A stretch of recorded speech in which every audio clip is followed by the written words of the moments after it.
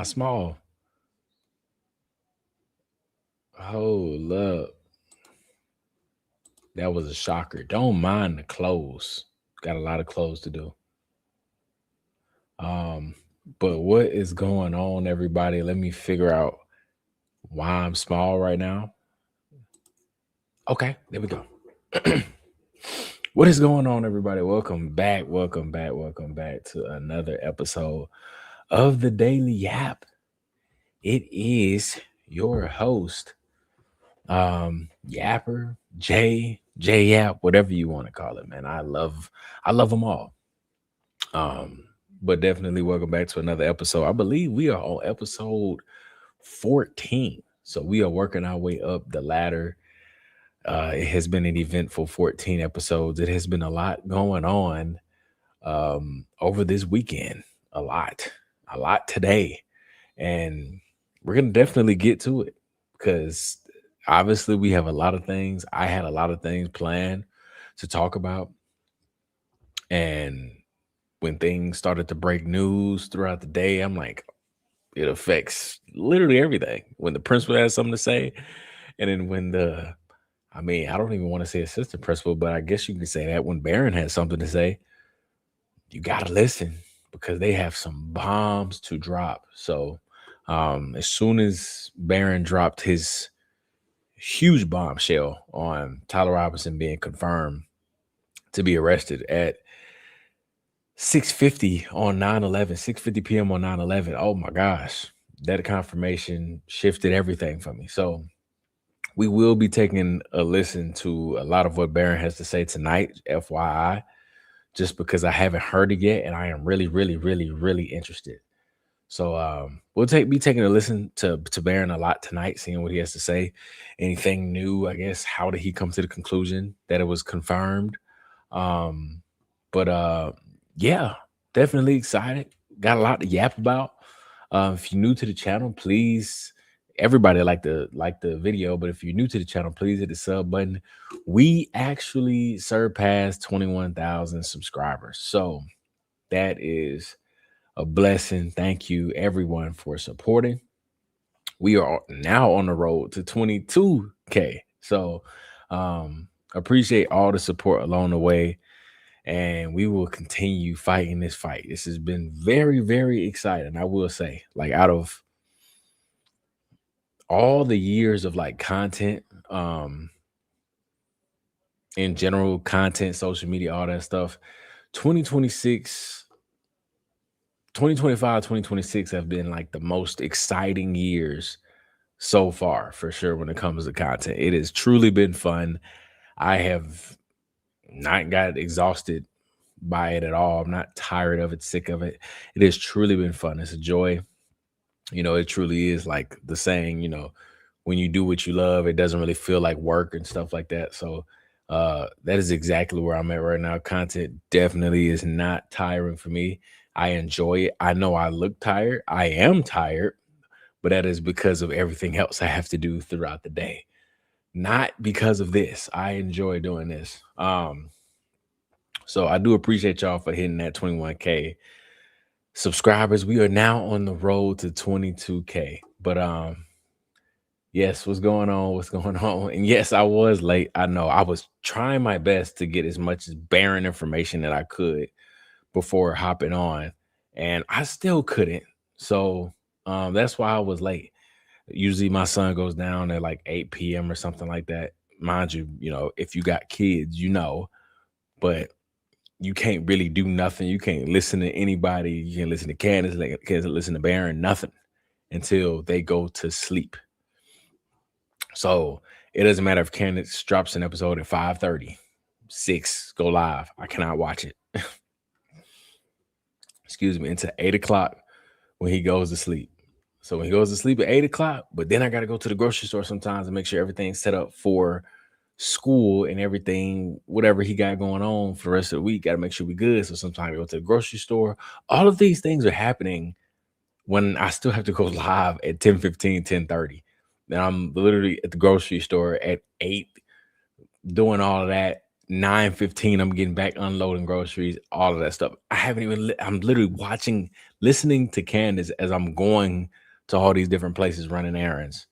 So you can imagine I don't really have time to listen to everybody before 10:30 when I really try my best to. Um, but that is why I definitely was a little late tonight. But no worries, this will not be a 1 a.m. type of night tonight because we will get straight to it as far as listening to Baron's content. And then tomorrow when we go live, we'll probably yap a little bit more about everything and kind of decompress or dissect. I'm sorry, dissect everything. Let's go. Hi, everyone. Didn't see Baron yet. Well, great. We will be watching a lot of Baron tonight. We will.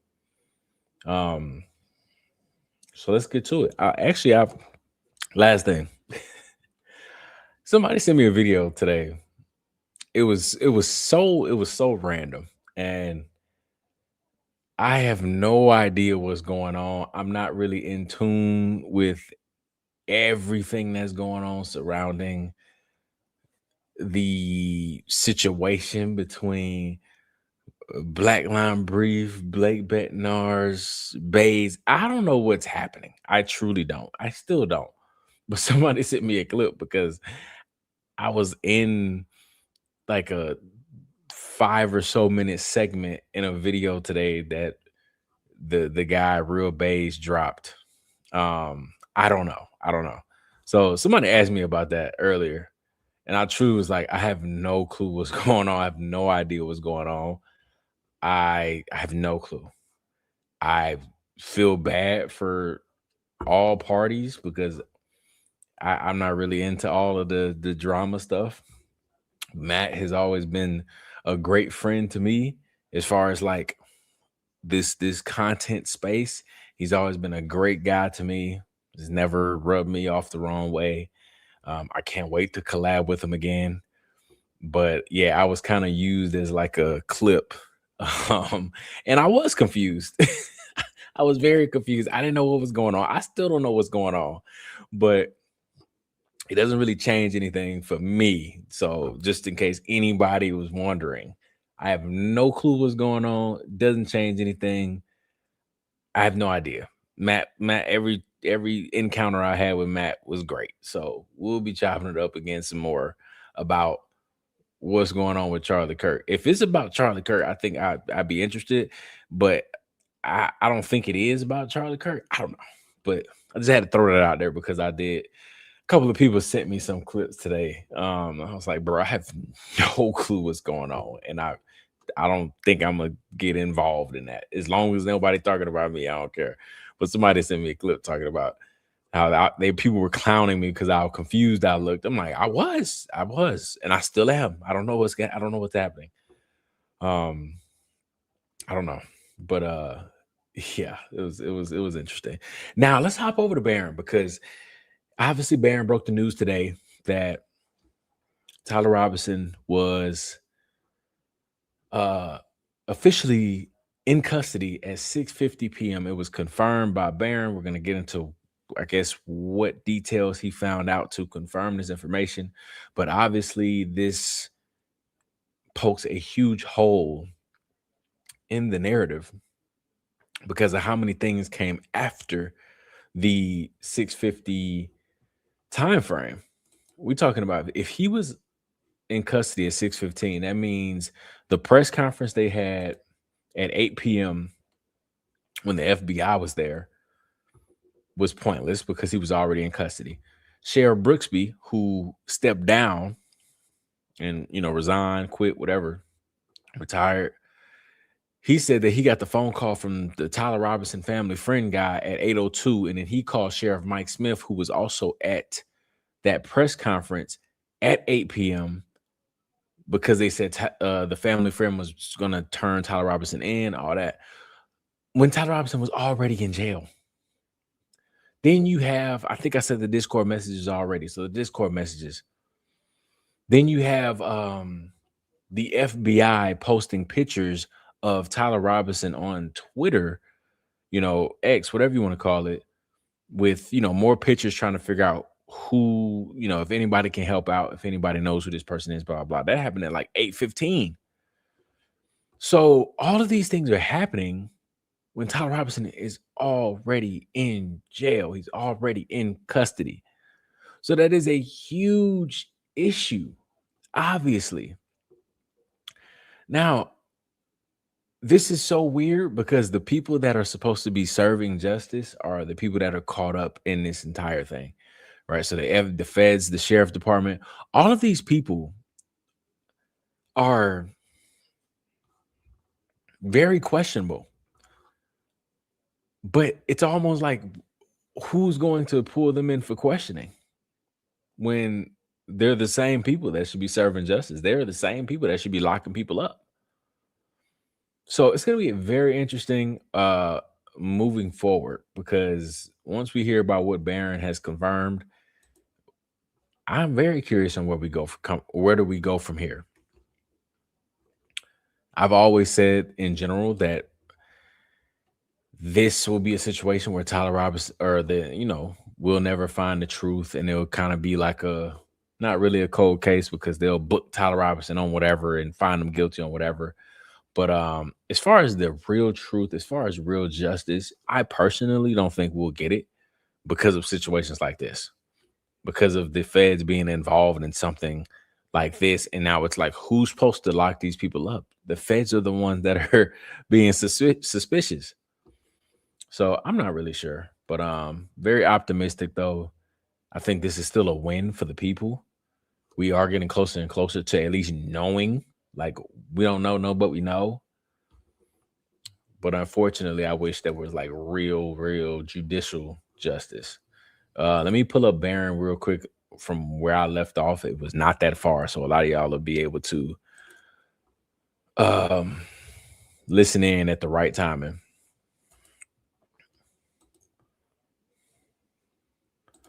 Let's see. Let me get it pulled up. And hopefully Barron doesn't copyright me, because I will be playing a lot of his content tonight. So hopefully his team or him is cool. I apologize, my humble host. I haven't listened to you at all today, and I have to figure out what you learned. I have to. So if you end up copywriting me, bro, it's cool. I understand. But I have no choice, because I have to hear what you got to say. I cannot miss anything. I don't want to go to sleep without listening to this. September 11th at 10 p.m. by Brian Davis. But I got trolls saying that he was arrested on 9/12. He arrived at the sheriff's office at 9 p.m. on the 11th, but wasn't officially in custody until the 12th. That's weird, because, again, I showed you the Utah County arrest statement that says he was arrested by Brian Davis at 10 p.m. on the 11th. And I've said this many times. I said it on my show. I showed the documents on the show. I've said it over and over on X. I've said it publicly. I've said it privately. I've said it to people who call me. I've said it on text message. I've said it on the cell phone. I've stood on my front porch and... Yeah, what do you say? So it is true the Discord messages was sent out after he was already arrested? Yeah. I mean, like, according to these things that are starting to come out about when he actually was arrested, that's why it's so problematic. Because if he was already in custody at 6:50 p.m., they already would have like took his cell phone as evidence and all this other stuff. They know exactly who he is. So they would have took all of this stuff. So it's impossible for him to be in custody, being Mirandized. And then I think the Discord message was, between 8:30 and 10. I can't be like precise on the timing of it, but it definitely was after 6:50. It was between like 8:30 and 10 p.m.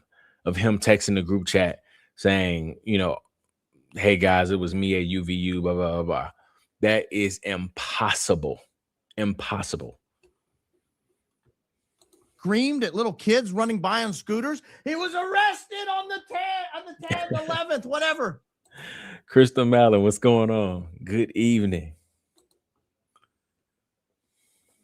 I've chased squirrels out of the yard, yelling at them that he was arrested on the 11th at 10 p.m. by Brian Davis. Quick question. Am I lagging for y'all? I'm like low-key lagging on my end.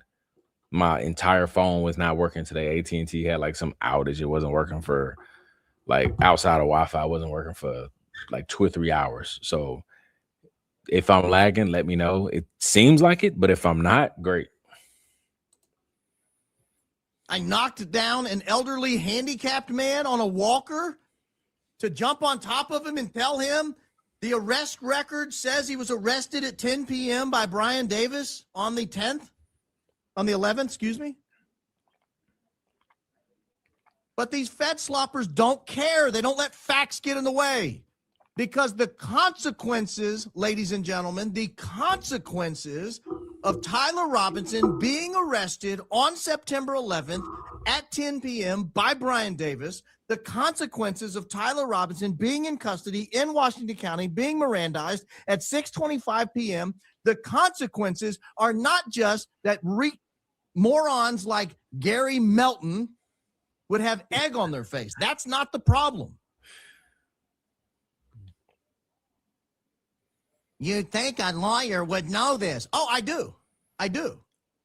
He also knows his viewers are too gullible to check after his grift or slop. No, I'm going to go through it step by step, and you're going to agree with me tonight. The consequences to their lies are that there is a coordinated multi-agency cover-up to frame Tyler Robinson. That's the consequence. Yep. That's why they're digging in their heels. That's why they refuse to accept reality. And yes, I'm frustrated about it. I'm very frustrated about it. It's very frustrating when you do think about it because of how many people actively work against us. And I say us because I feel like we're the majority. How many people actively work against us, including TPUSA themselves? And it's almost like if everybody could just come together, right? I know it sounds so far-fetched, but if everybody could just come together and realize how messed up this truly is, how far we would be by now if we had the help of all people together. But we have people like Gary, where, I had my back and forth with Gary over this past weekend, but you have people like that. You have people like Lisa.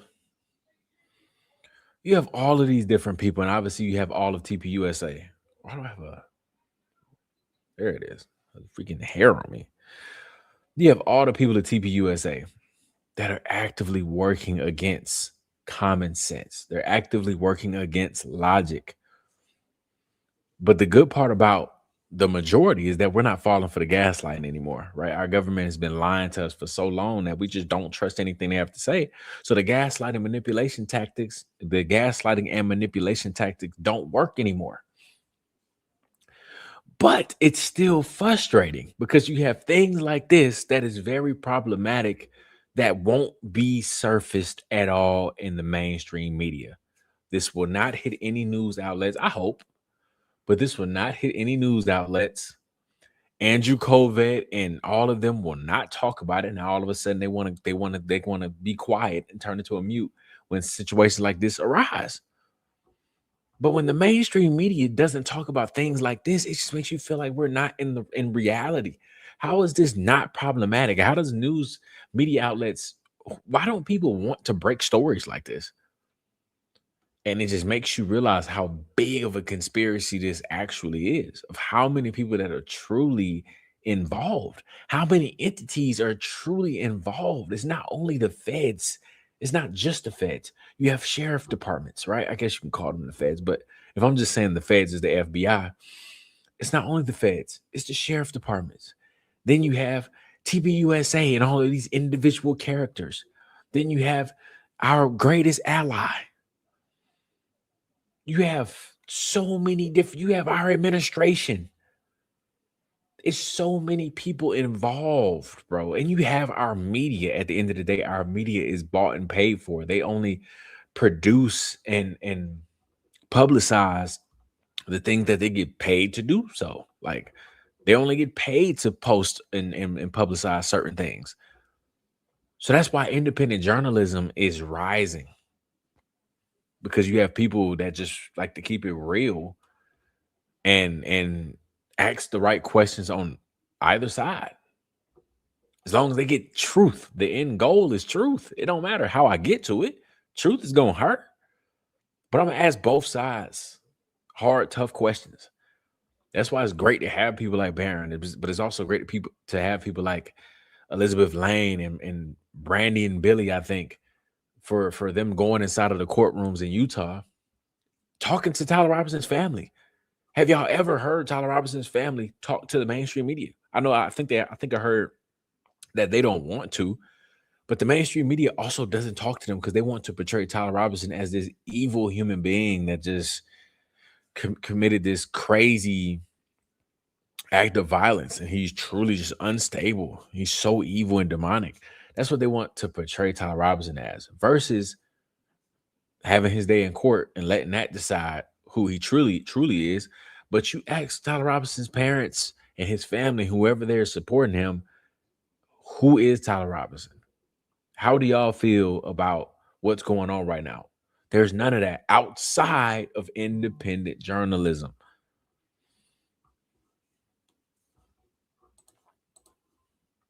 This is too important of a fact to Yeah, Gary is being paid by somebody. I don't know who, but by somebody. Message from an account belonging to Robinson yesterday. I'm sorry for all. Wait, what? I'm sorry for all of this. I'm surrendering through a sheriff friend in a few moments. The message posted at 7:57. Oh, okay. You talking about the Discord chat? So it was 8 o'clock. Andrew Kovac said in an interview that EK had a very important call asking her what she knows. She stated she knows everything. I remember that. That was so weird. So weird.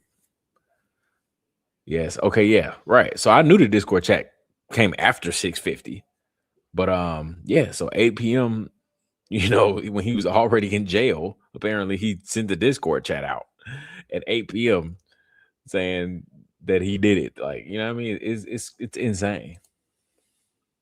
gloss over. Then I got to deal with people like Andrea Burkhart, not just Gary Melton or Milton, depending on who's calling him. Then I got to deal with people like Andrea Burkhart, who goes on YouTube channels and files things like this on X. Your confusion is because he was Mirandized at 6:25 p.m. on the 12th in Utah County, not on the 11th before he was surrendered in Washington County. He sent the Discord messages before he surrendered, exactly as the message says, and exactly as Sheriff Brooksby's timeline allows. Well, the only thing she said correct is that Sheriff Brooksby's timeline is the only thing that supports that he gave his statement, or he was Mirandized on the 12th and not the 11th. Sheriff Brooksby is the only glue holding this entire story together. He's a disgraced former sheriff who resigned in disgrace, in scandal. That's why he quit. And she's hooking her entire legacy on this case to that clown. Here's the reality. There's not a single positive fact in any pleading that says Tyler Robinson was Mirandized at 6:25 p.m. on the 12th. There's not one. I will also say there's not one that says he was Mirandized at 6:25 p.m. on the 11th. I'm deducing that using logic.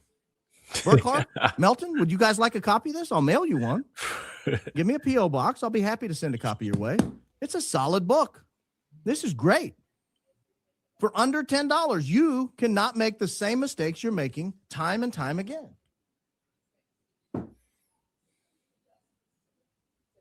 And yes, I get frustrated because I have to deal with people like that. They accuse me of mischaracterizing the facts while they are, in fact, mischaracterizing the facts. It's so funny. Everybody is so mad at Gary because he's the only one that comes out and defends TPUSA. So he's almost kind of like a punching bag in a way, because Andrew Kovac won't come out and talk about it. Blake won't come out and address the tough things. Gary and Lisa are the two people that will always come forward and just defend anything that's going on. Anything that Candace and Barron bring to the table or anybody else, they are the first ones to defend, even though we don't know where they got it from. Andrew never said it before. Erica never said it before. Nobody from Turning Point ever said it before. They're not even in Turning Point. And they just defend. Gary was the person, well, Lisa was the first person to say Erica had friends over, and that's why the boy in the picture of that Erica sent over was not her boy. And I'm like, who told you that? And then Gary commented on my thing this weekend and said that, oh, Erica had friends over. That's not her son. Who told you that? Because Andrew Colvett told you that that was her kids. So that's why everybody is so mad at Gary, because he's kind of just a punching bag. He's the only person that will respond and defend and reply. So everybody kind of like, since you want to be the spokesperson for them, let's just unleash on Gary. I created this thing for Gary today because I know he's not going to apologize, and I haven't even checked X to see his reaction, because you know for a fact he probably came, if somebody probably already knows, he probably defended and doubled down on the timeline. And he's probably like, Barron doesn't know what he's talking about, blah, blah, blah. He probably did that. They do it every single time. Even when you bring logic to the table, somehow they come with some other solution that try to make it make sense. And it's like, why can't you just take your L one time? But they can't. They can't. So I made this video because we probably won't hear it from Gary, but at least you'll hear it in this way. So this right here, we won't ever hear from Gary, but here he is apologizing, just in case anybody would love to hear those words. My humble host, I do apologize. I shall never consume Fed slop again. My humble host, I do apologize. I shall never consume Fed slop again. My humble host, I do. So y'all probably won't ever hear him actually say those words. So I don't all clap at once. I took it into my own hands to come up with this video of us listening to Gary apologize to the world. Obviously, this is strictly for Barron, but to the world, because he is a master manipulator. I wouldn't even say master. His manipulation skills are terrible. But I had to, because I was like, bro, he's not gonna come to the table today and apologize. He's not. I wish he would, but he's not. They double down on everything. They double down on Erica talking to that 15-year-old girl. What more do we need? They're gonna double down on absolutely everything. Kiera Michelle, what's going on? Thank you for joining. Thank y'all for listening. Haven't been live in a couple of days. Wife was out of town, so I was holding it down. Couldn't go live. Erica MK. Oh, what? That's an interesting. Oh, I actually remember this profile picture from Matt's page. Thank you for the super. Thank you for the support. Erica ain't got no kids. That is becoming a more and more interesting topic, because I have always been on the side of her and Charlie had kids, and I don't think they would lie to us, would they? And whatever. But the more you go down that rabbit hole, the more you start to be like, why did you cover the kids' faces from day one? Don't get me wrong, it's weird people in the world. It is. I don't post my kid at all, so I get it. There are weird people in the world, but I'm like, not one time, no. Not once have we ever seen their kids. And then let's just not even say the kids. Not once. You wanted to hide your pregnancy too? That's the odd part. The kid thing, I can let slide because I'm the same way. But Honestly, I'm not the same way. When you really think about it, if I'm not going to post my kids, I'm just not going to post my kids. I'm not going to post their entire body, but purposefully leave their face out. Because then it's like, all right, why am I doing this? Why is it so? It's performative in a way. If I'm not gonna post my kid, I'm just not gonna post them. Y'all will never see me post my son and never show his face. What's the point? To prove I have a child? So now that I'm sitting here talking myself through it, shoot, it really don't make sense. Because if you're not gonna post your kid, you just wouldn't post them. You wouldn't go to the extent of always recording them walking away, make sure their face not showing. Y'all take a picture together, but their face is holding up, face is turning the other way. I don't know.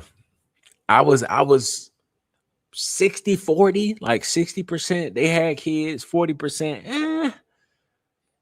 Now that I'm really thinking about it, hiding the pregnancy, weird. That's just you pregnant.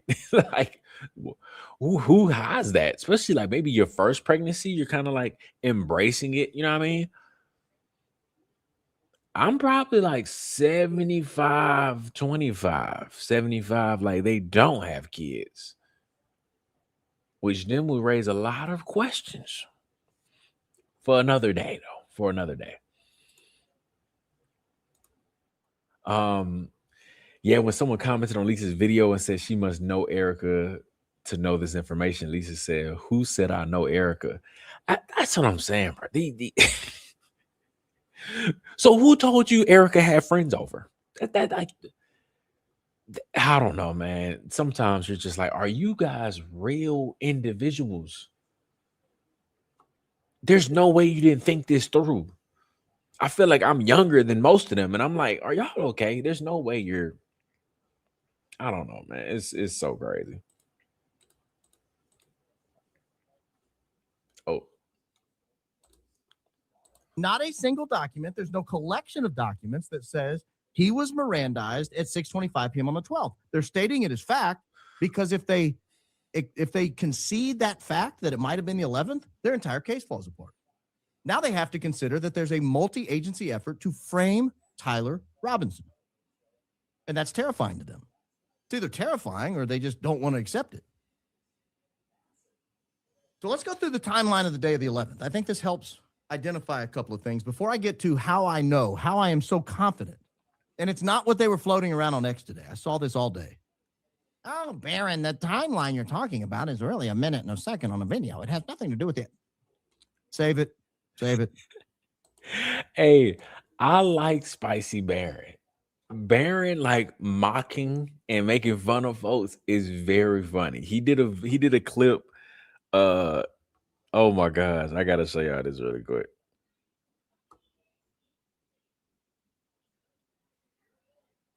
I can hear my son sleep talking, so I'm just listening.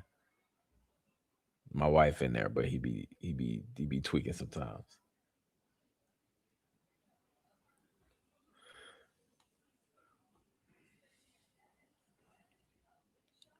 I'm just listening.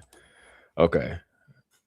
I gotta see if I can show y'all this really quick. Because this was actually hilarious, in my opinion. I actually was laughing out loud.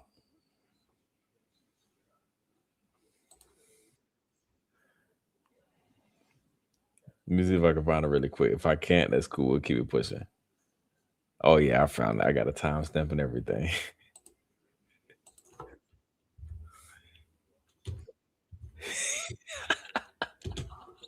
All right. Listen to this right quick.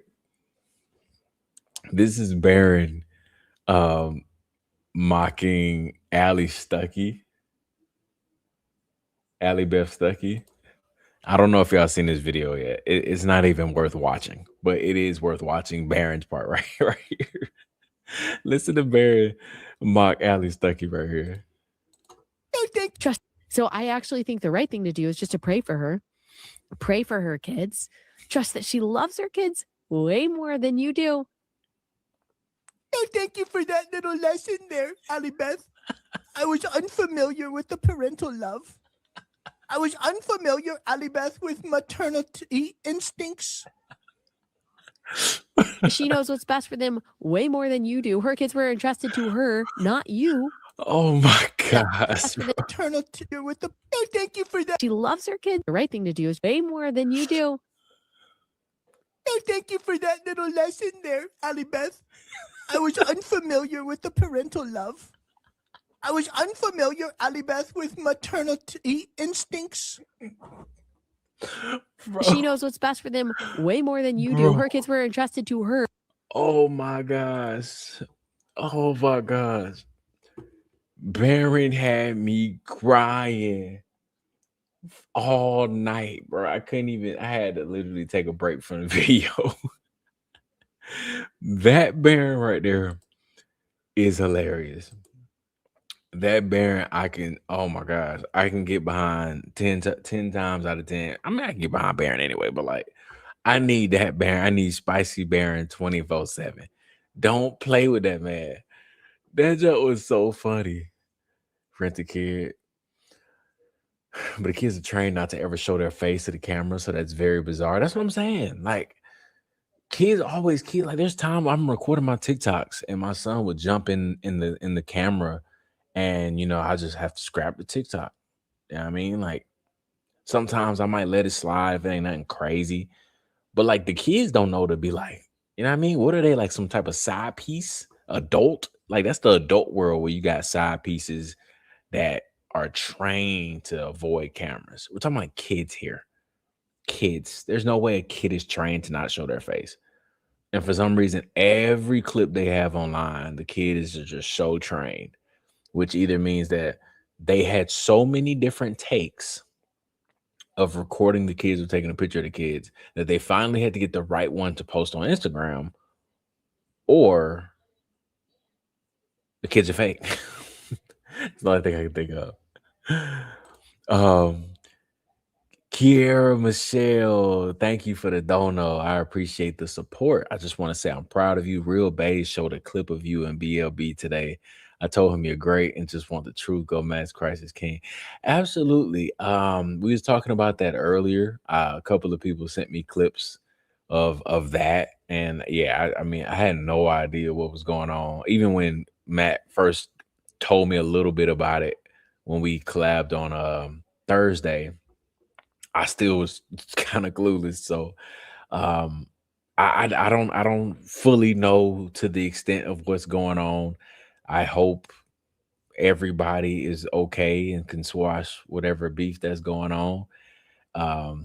Matt again has always been a great partner to me when it comes to this Charlie Kirk stuff, and our chemistry and vibes have always been there. So I don't know what's happening. I just hope that from what it seemed like is that they was trying to get on Matt. So that's what it seemed like from the little snippet. So hopefully that can die down. Everybody can stop going at each other and focus on the same thing, which is just trying to figure out what happened to Charlie and all of that, and leave all the extra over there. But I appreciate it.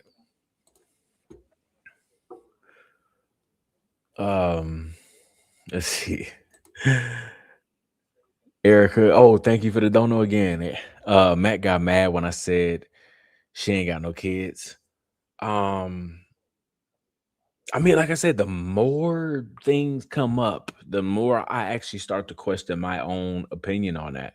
So I was somebody that also said that they have kids. I don't think they faked it, and all of that stuff. Because at the end of the day, Charlie would have to be, that's why I said the conversation would have to be even deeper if it truly is a fake situation, because Charlie would know, you know what I mean? Or, I mean, yeah, he kind of would have to know. So I don't want to believe that that's the situation.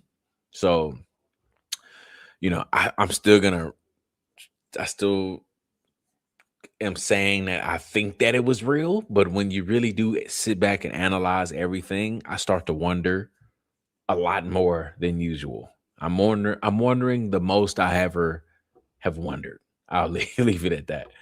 It's definitely interesting. Um, I can send you Bae's video. If it's drama stuff, you don't even gotta send it to me. I ain't gonna watch it. I'm not even gonna, you know what I mean? It's all good. It's all good. Crystal and the parents, are they even real? I don't know. Kids move, they're unpredictable. It's so bizarre that they could just stay straight. Right. That's what I'm saying. That's exactly what I'm saying.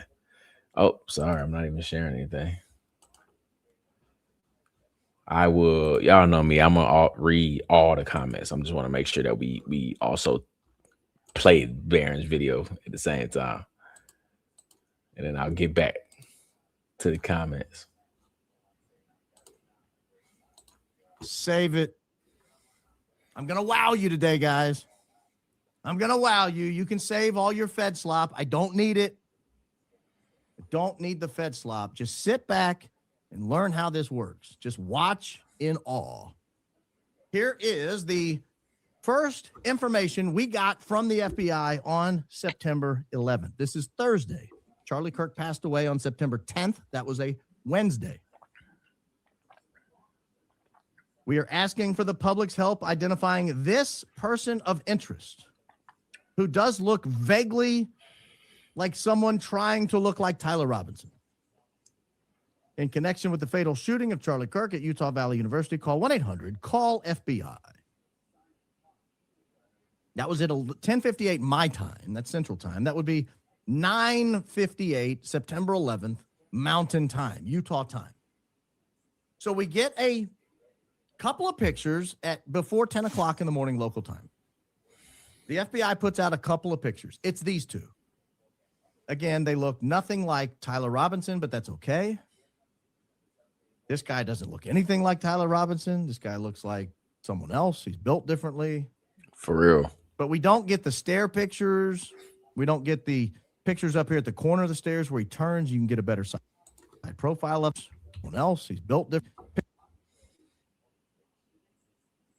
We do get where he's bending both legs in this image, and he supposedly has a gun tucked in there somewhere, and we can't see it, but that's neither here nor there. But that was it. Let's call it 10 a.m. 10 a.m. we get this image put up. And we don't get anything else from them for a long time. Not until 6:17 p.m. What a curious time. What a curious time to put up a second set of photos. Because what else do we know is happening at 6:17 p.m.? Well, according to your humble host, I believe Tyler Robinson was actively turning himself in about this exact time. I think the FBI was not expecting him to be turning himself in by this time. I think the FBI was expecting him to maybe die in a shootout, or they were expecting him to be captured and scurried away. I don't think they were expecting him to having got in touch with his parents and a neighbor and a friend, a family friend, a former pastor at the local Mormon parish there in Utah to escort him into the sheriff's office where he could be. Does the 1.25 speed bother y'all? Playback speed? It doesn't bother me, but obviously I just want to make sure everybody is comfortable hearing that. If not, I can play it at normal speed. I don't mind at all. Let's see. Blake Bednar's proved that CO is not interested. Oh, my bad, Erica. Thank you for the dono again. Thank you for the support. Blake Bednar's proved that CO is not interested in solving the CK case by not showing his evidence on her show, then dissing him in front of millions. My take on that, as far as days later being able to fully analyze the situation and hearing, like I saw the part of Blake getting on Matt's live. I think it was not yesterday, but the day before. So I saw that part because I was like, oh, shoot, let's see what they're talking about. And then so I heard like him apologize. So I heard that part. I don't know what the entire thing was. So what I will say is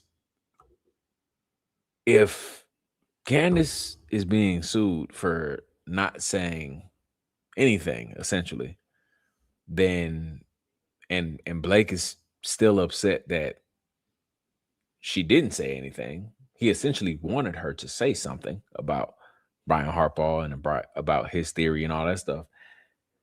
So I'm confused because if I just use my brain a little bit, how my brain works, I'm like, if she said what you wanted her to say, then this lawsuit would have went well against her.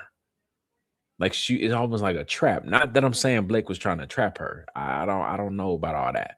I'm just saying in general, if she did exactly what Blake wanted her to do, she would lose the lawsuit because she would have been on record saying that Brian Harbaugh did it. So that's why I'm like, how does Blake not really understand that? Like when he's like doubling down, saying that Candace didn't say this, Candace didn't show that. And I'm like, well, if she did, then she would have been in a crazy situation right now with this lawsuit. But the fact that she didn't, I think, is great. So that's good she actually didn't listen to you.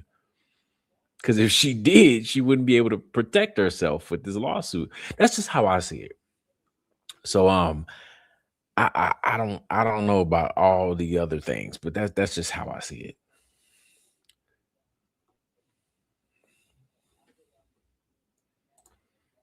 Be safe. I don't think they were expecting that. But at 6:17 p.m., we get the second set of photos. We haven't heard anything from them in over 8 hours. We get a second set of photos. I don't know why they didn't release this set of photos when they released the other set of photos. They clearly had them at the same time. These people look even different. This is the guy walking up the stairs that looks nothing like Tyler Robinson. Again, if you zoom in on this piece of face right here, you can see what appears to be a hard right angle as if it's been edited. No face does this, by the way. No face takes that sort of 70-degree obtuse angle with a hard, sharp corner in it. That's not how the human face responds. That's not how it looks. You can see here, this is not a Hurley logo hat. This is obviously a very different hat than he was wearing in the Dairy Queen photo. Now we've got, again, some kind of different logo here. I see no gun anywhere, but this is supposedly Tyler Robinson. This is the famous Audi picture. We had Audi Gate. Remember everybody trying to examine his belly button right here? Then we get this picture of him turning the corner. Look at that right leg bent at almost a 90-degree angle, 70, 80-degree angle there. Doesn't appear to be a gun stopping him from walking up the stairs. And then we get this one of him turned going up the stairs that way. That was at 6:17 p.m. And what a curious time to release photos because they were just about to have a press conference. They were just about to have a press conference. In fact, at 8 o'clock, they did have a press conference. It was 7:51. They did have a press conference. It lasted about 10 minutes. While they were having the press conference at 7:59 p.m., we got this video. That is supposedly the video that everybody says they got a clear video of Tyler Robinson running off the roof. This is the clear video they're talking about, ladies and gentlemen. This is it. This is the clear video. The Bigfoot image from the 70s, you know, where he's walking in Washington, that's even clearer than this. This could be the same Bigfoot character. We're not sure. This may or may not even be a human. With all the alien disclosures coming out, I'm not even sure this is a human. This could be. And what's so crazy is, you know, you got people like Brandon Tatum and probably Gary and others talking about witnesses saw Tyler Robinson on the roof take the shot. And I'm like, nobody, if you got that, release the video. Release it. It'll help your case. Not tear it down. It will help your case. So release the video. Nobody knows that it was Tyler Robinson on that roof. But he was in all black, probably masked up. Nobody knows that. But for some reason, they're going around saying it was Tyler Robinson. Witnesses said, we don't know who it was. And apparently none of these cameras can help us either. But yet at that White House dinner, we had some very clear cameras. UVU, and that was off one camera. UVU apparently has hundreds of cameras on campus. And we can't get nothing better than this piece of crap right here. I don't know what this is. It's terrible. So I don't know. I might fast forward a little bit more because some of this stuff we already know. So I don't want to waste too much time. If anybody doesn't know all of this information, you can go back and watch Barron's old stuff, or this video. But I want to fast forward to some of the new findings that confirm that Tyler Robinson was in custody at 6:50 p.m. Kiera, thank you for the support. Everyone here needs to watch DD's live from today with Danks. BB gave him proof that he stole the footage from UVU. He's lied about everything. Blake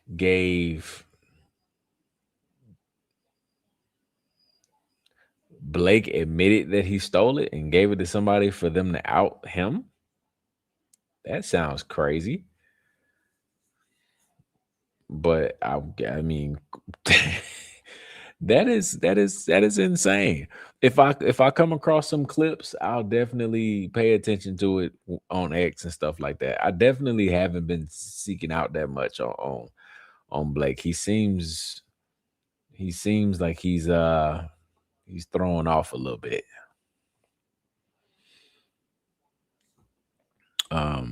Erica, thank you for the support. As usual, the lawsuit is just for show. CO is protecting Harpaul and is friends with him. They would never sue Blake because he is not part of the show. Interesting. You know, I try my best to be open-minded on absolutely everything. So I will say on my devil's advocate side, which I guess, you know, it probably wouldn't be your devil's advocate side, is, you know, I wondered why when the text messages were revealed, that Candace revealed when she reached out to Brian Harbaugh saying, you know, please help me debunk Mitch or something along the lines of that. I found that a little strange because, like, I mean, that's just a strange wordplay of like attempting to debunk Mitch versus like, I don't know, kind of being level playing field. Like, just provide something to prove if you feel like he's wrong, so I can clear the air, which she also said as well. But I thought that was strange. However, at the same time, you know, all of these people she probably was cool with at one point. You know, she worked for them. So I can also see the side of her being a little biased and kind of in denial of the very people she used to work with and coming to terms that these people turned on Charlie. I think that might be hard for her to accept. So I think that's why it kind of comes off as she's friends with all of them. Because we just have to remember, like, she didn't go after Erica for months. And everybody was like, why don't you see how weird she is? And Candace never went after her, you know, for a while. I have plenty of videos of being like, Candace, what's going on? Why do you trust her so much? She's shady. She's this, she's that. And then finally, I guess she said that once she realized that Erica lied to her face to face in that meeting, that's when she opened up her eyes to a lie. But she also admitted that she was struggling emotionally with everything. So she was in denial and couldn't believe that Erica would do such a thing. And also, if you go down like old comments, Candace was commenting great things when Erica first took over TPUSA. She didn't think nothing of it. So I think that, you know, I try to, if I'm playing both sides here, so I'm gonna just say a major part of me is just saying that a lot of these people she probably never would have thought would turn on Charlie. So it probably is hard for her to just immediately jump to Blake's conclusion of saying Judas Harbaugh. It probably is hard for her to jump straight to that.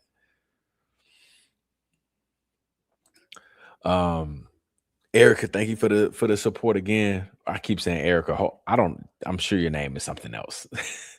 Blake says it's a video of the guy on the roof not taking a shot. That's why the FBI and UVU won't release the video.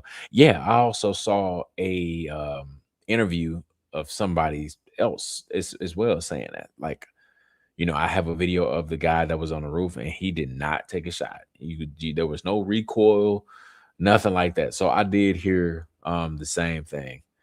I haven't listened to Blake's version yet, but I did hear the same thing. A Yeti? out there that was a huge talking point for months. These losers on the other side who refuse to accept reality, to refuse to And I will get to everyone's comments towards the end. Obviously, I prioritize the super, and then I get to everybody's comments when I have different breaks within this video, and all of them at the end if I missed anything. Y'all know me. I will get to it, I swear. to accept that this looks like a staged patsy operation. They're all running around. They're all telling us all these people are going to fire up Tyler. They're going to put the nail in his coffin. They're going to testify against him. Just you guys wait. You candy cultists. Just you guys wait. They're going to sizzle this guy. He deserves to fry for what he did. Erica Kirk already forgave him, but we don't. We want blood. And what we find when they file this is there is no mom testifying on the witness list. There is no dad testifying on the witness list. There is no grandpa testifying on the witness list. And frankly, there's not even Lance Twiggs testifying on the witness list. Now, isn't that crazy? Isn't it crazy that Lance Twiggs is not testifying in person, is like by recording or something? Why is he so protected? Why is he so protected? It's so weird, bro. He's taken into witness protection or protective custody, whatever you want to say. Now he's not showing up to the courtroom to testify in person. It's by recording, something that they can also fabricate. It's weird. Lance Twiggs is going to give testimony via recorded statement. He can't even be cross-examined, which I think is ludicrous, but that's the rule in Utah. He can't even be cross-examined. And then we get this series of documents. This is the first one right here. This video at Washington County Sheriff's Office right here. 9/11/2025, Bait stamp 3996R1. Video at Washington County Sheriff's Office, not Utah County Sheriff's Office, not 9/12, but 9/11. Bait stamp 3996R1. I'll tell you what that R1 means in just a second. We scroll down to the next page.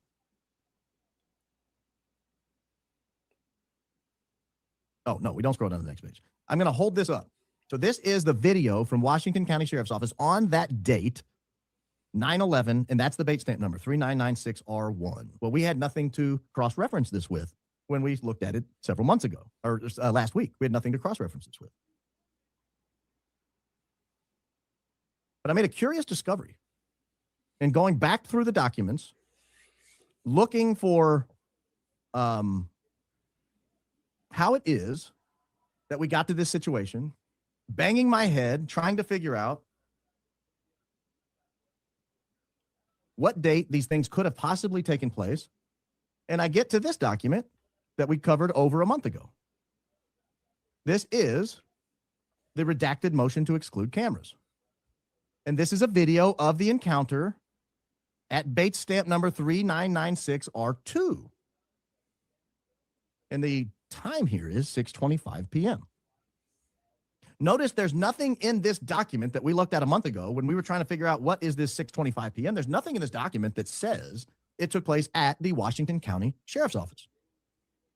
There's nothing in this document that says it took place on September 11th.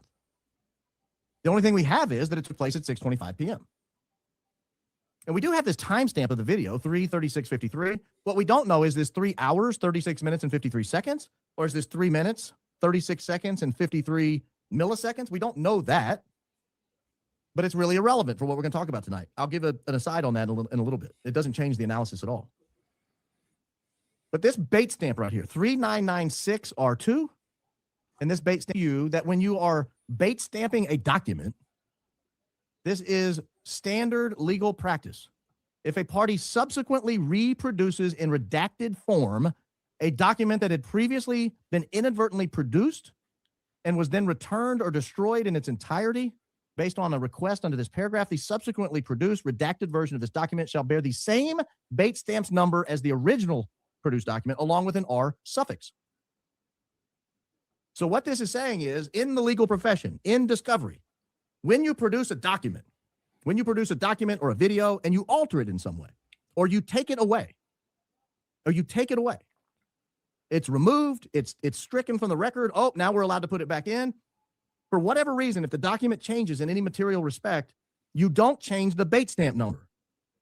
So if a document was produced 3996 in the state of Utah versus Tyler Robinson, and then you revise the document somehow, you redact the document somehow, you change the document somehow. When you produce it again, you do 3996, but you let everyone know it's a different version by putting R1 at the end. And when you do it again, you put another suffix at the end, R2. So R2 is the third version of bait stamped document 3996 or bait stamped video 3996, but it's the same video. So I go back to our earliest version of encountering this. This was on the motion to exclude cameras back on March 30th. This is when we decided. Shoot, you drinking water. I feel you, bro. Because sometimes I gotta take a second to receive all of Baron's information because he just be going sometimes. And I'm following. Hopefully everybody else is following, but I'm following. It's just a lot because it's just a lot. Let's see. Thank you for the support again. Thank you for the dono. CEO doesn't want Blake's video shown because it becomes obvious what Harpaw did. Candace knows exactly what happened to CK, but she's milking his money. So my thing is, I think we all seen Blake's videos, right? We all seen Blake's videos. So why is it that Blake posting his own videos and it's circulating because everybody has seen it, whether it was credit to him or to anybody else? Why hasn't that done anything? Like, if it was so obvious, why does he need Candace to be the one to say, here's the video, when we've all seen it? That's why I'm kind of confused, because I'm like, if it was supposed to, if she's in on it because she won't show your video, but your video is all over the internet, why are you applying so much pressure for her to show your video? That it's kind of weird. And I don't know the guy, so I don't know what his intentions are. He could have great intentions, he could have poor intentions. I don't know. I'm just stating my logical thought process is that if you have videos that you have already released on your page and everybody has seen, right? Unless it's some other video that he's never shown or some video that I haven't seen before. If he's already dropped all of those videos and they haven't done anything, right? They haven't gained any traction. Maybe he's looking for it to get traction from Candace's audience. But I'm like, if you released it, bro, it should have did its course regardless, right? It's social media. The algorithm is the algorithm. So why you want one specific person to show your video? It's a little confusing.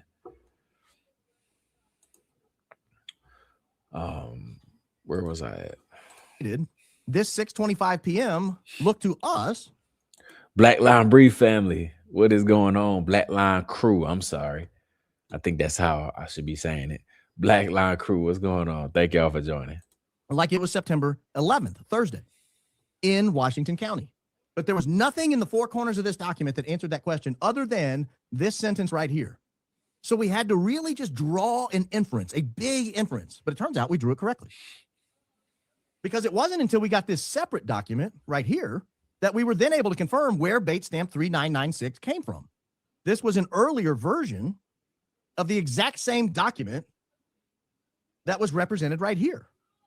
And if this document right here is from Washington County Sheriff's Office on 9/11, then this document right here is from Washington County Sheriff's Office on 9/11. That is a fact. That's the only way to read this that I can think of. I cannot come to another conclusion of how this would be any other way. And in fact, if you read, well,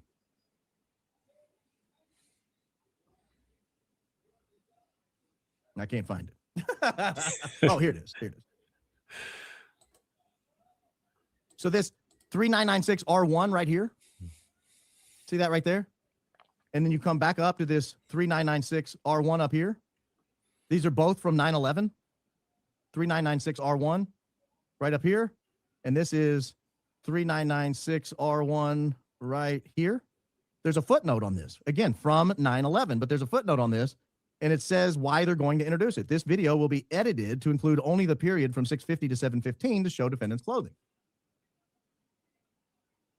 Why is that important?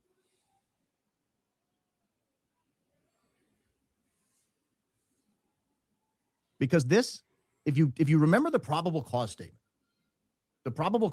or the statement in support of the facts, the affidavit, said that his clothing he was wearing when he turned himself in was consistent with clothing that he was seen wearing in Orem, Utah.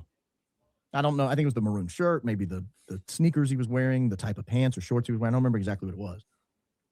But what they're saying is we're going to introduce this to prove he was wearing the same clothing, meaning the video footage isn't exactly clear it's him. So we're going to have you make an inference based on the fact that he's wearing the same clothing in both of these videos. He's wearing the clothing in Orem, Utah, and he's wearing the clothing in Washington County, and they look the same. And because of that, we're going to show you the video, because the video in Washington County from September 11th is going to be clear that it's him. We took him in, we booked him. Or they didn't book him in Washington County, but we identified him. He's right there, ID, those are his parents. I mean, it's clear that's Tyler Robinson in Washington County on September 11th in bait stamp 3996R1. Well, 3996R2 is the same video. So if that was Tyler Robinson in Washington County in bait stamp video 3996, and they're using that to show he's wearing the same clothing, then when you go back to the other document that we were analyzing before, then that's Tyler Robinson in the same clothing being Mirandized in Washington County. This precludes that this is Utah County. It precludes that it's the following day in a different location. Why? Because when you produce documents, in discovery, you don't edit them. You don't edit documents together. Every source document gets its own bait stamps number. So if I produced for you a video of Tyler Robinson driving his car down the road, and I got it from a flock camera, that's going to get its own bait stamp number. It's going to be bait stamp, let's call it 1253. And then I have Ring doorbell footage of Tyler Robinson driving down the road. That's going to get its own bait stamp number. That's going to be 1254 or 3735 or whatever. They're going to each set of documents, each video gets its own bait stamp number. It just does. You cannot edit everything together and put it in one bait stamp document. That's not how discovery works. It raises too many questions about who's messing with these things. You're supposed to turn these over as you receive them.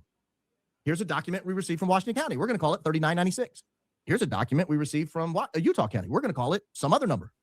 You would not take the booking footage from Washington County, edit in the Miranda footage from Utah County, and make it one long video. You would never do that.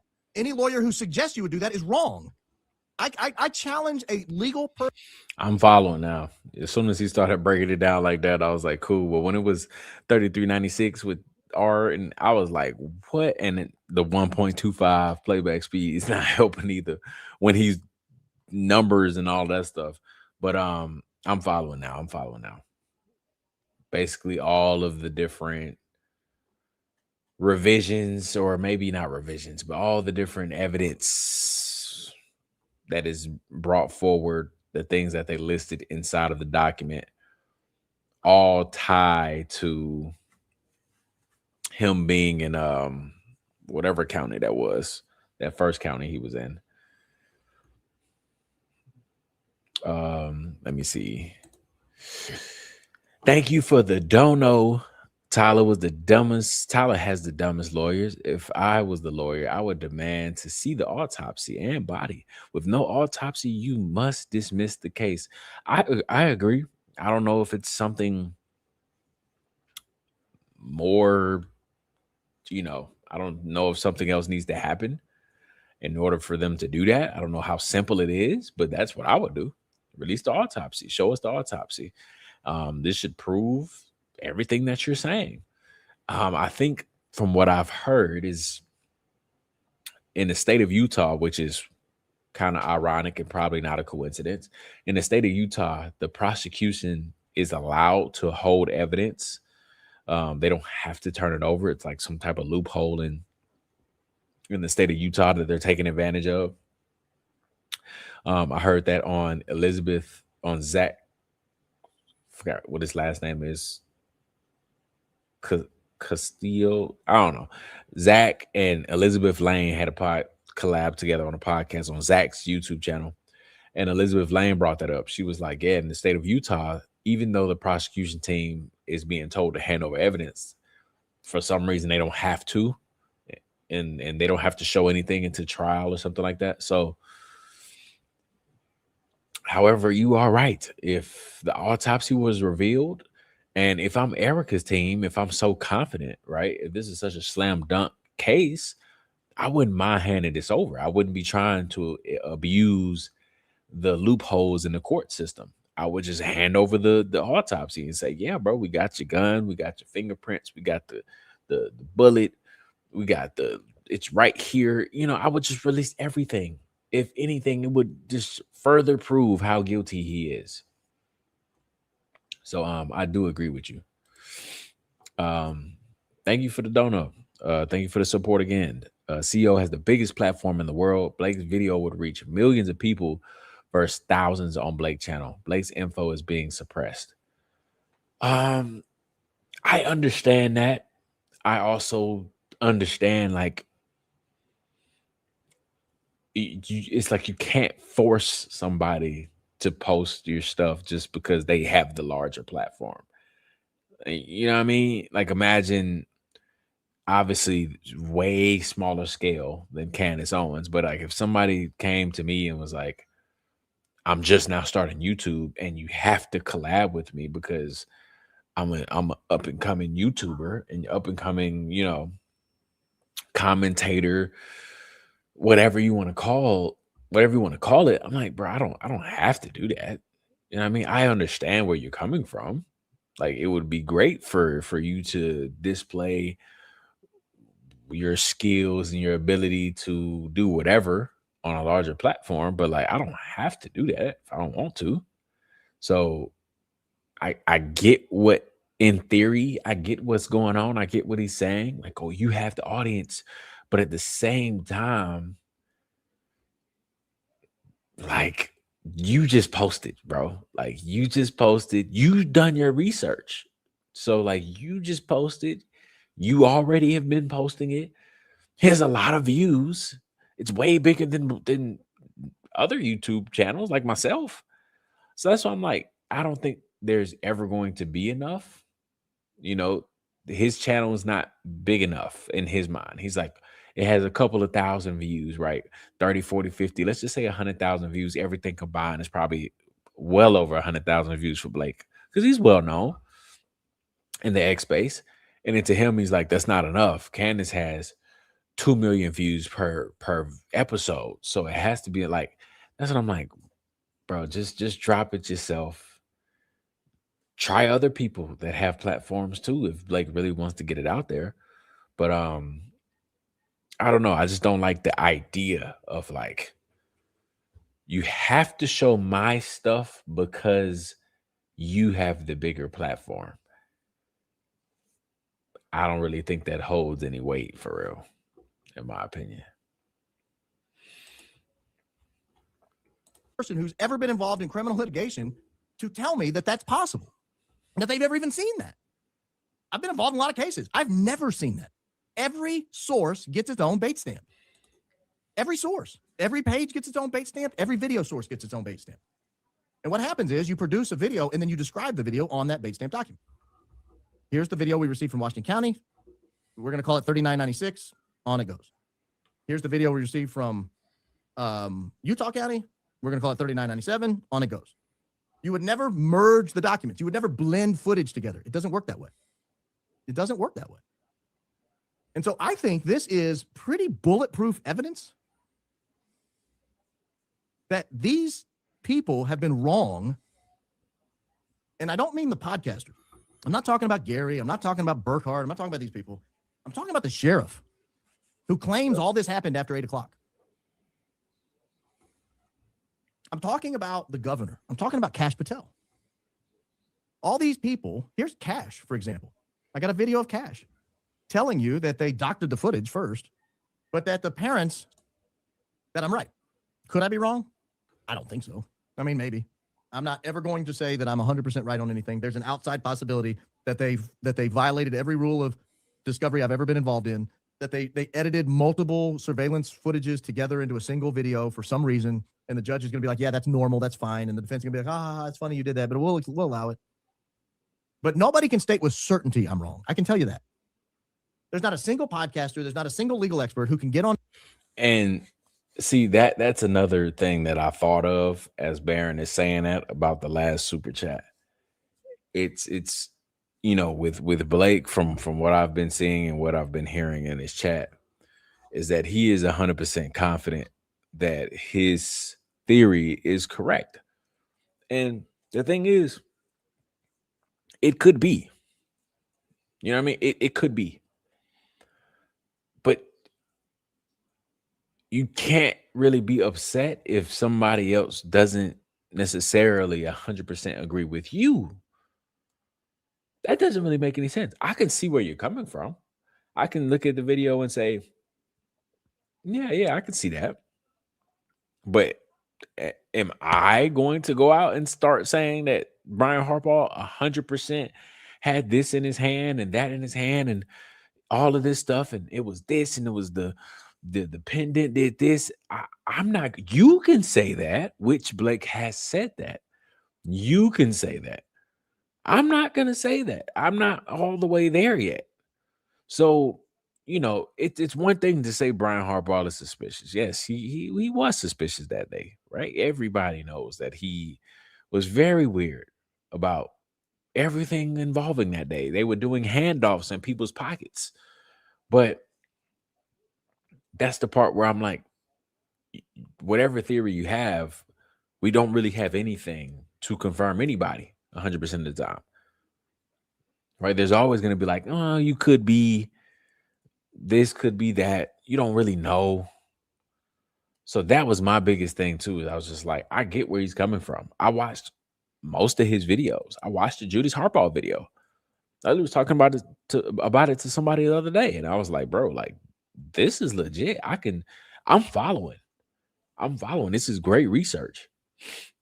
But if somehow I was a larger platform than Blake and he was like, I have to go on your show to, do this, and you need to agree with me and all of that, I'm like, I can't do all that, bro. I can't do all that. You do that on your show, on your channel.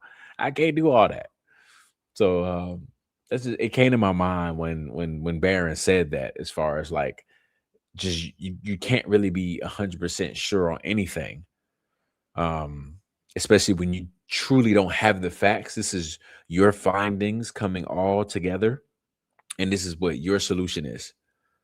It's not like we just have a set of facts and you can just say, yep, this is exactly what happened, and when I lay this out, every single person in this world is going to agree with me. We don't know that. We don't know that. We have no idea. We can't even truly say. I mean, it's just the same thing with Charlie being shot. Somebody could come out and say Charlie was definitely shot. 100%. We can confirm. Somebody probably said that on the first day that it happened. And here we are, knowing that it was not I think we can probably say that it wasn't a bullet that struck him in the neck. Right? But I'm sure somebody was 100% confident that day that it was. It for sure was. A lot of us probably was like, oh yeah, until things started to come out. So you just never know. You got to be open-minded and realize that your theory could be wrong, but it also could be right. It could be a lot of other possibilities as well. We have an administration and our feds and our authorities are actively working against us. Actively working against us. So just remember that we're all on the same team, and just because somebody doesn't fully commit to what your theory is, that don't turn on them and say that they're a fed or something like that. Just because somebody won't 100% agree with you, you shouldn't agree with anybody 100% of the time. So,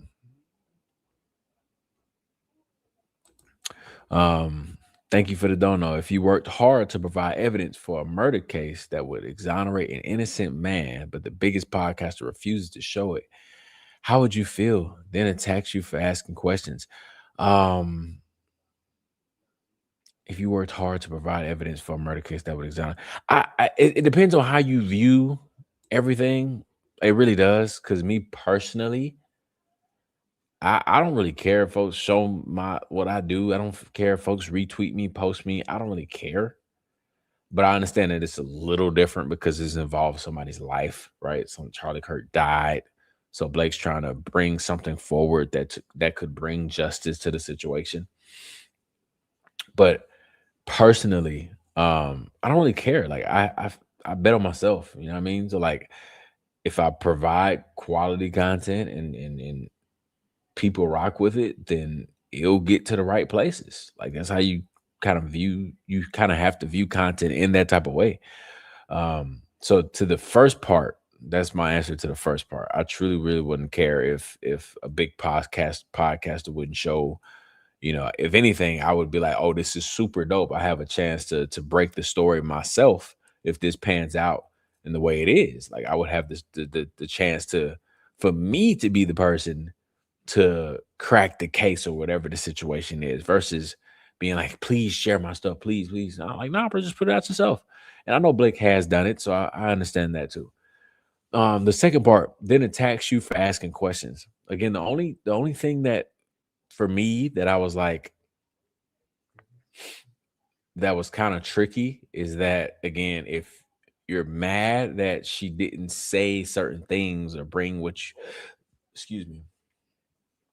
things that you wanted her to say to the table when she's literally getting sued for saying things, even though she didn't say anything. So imagine if she actually did say things.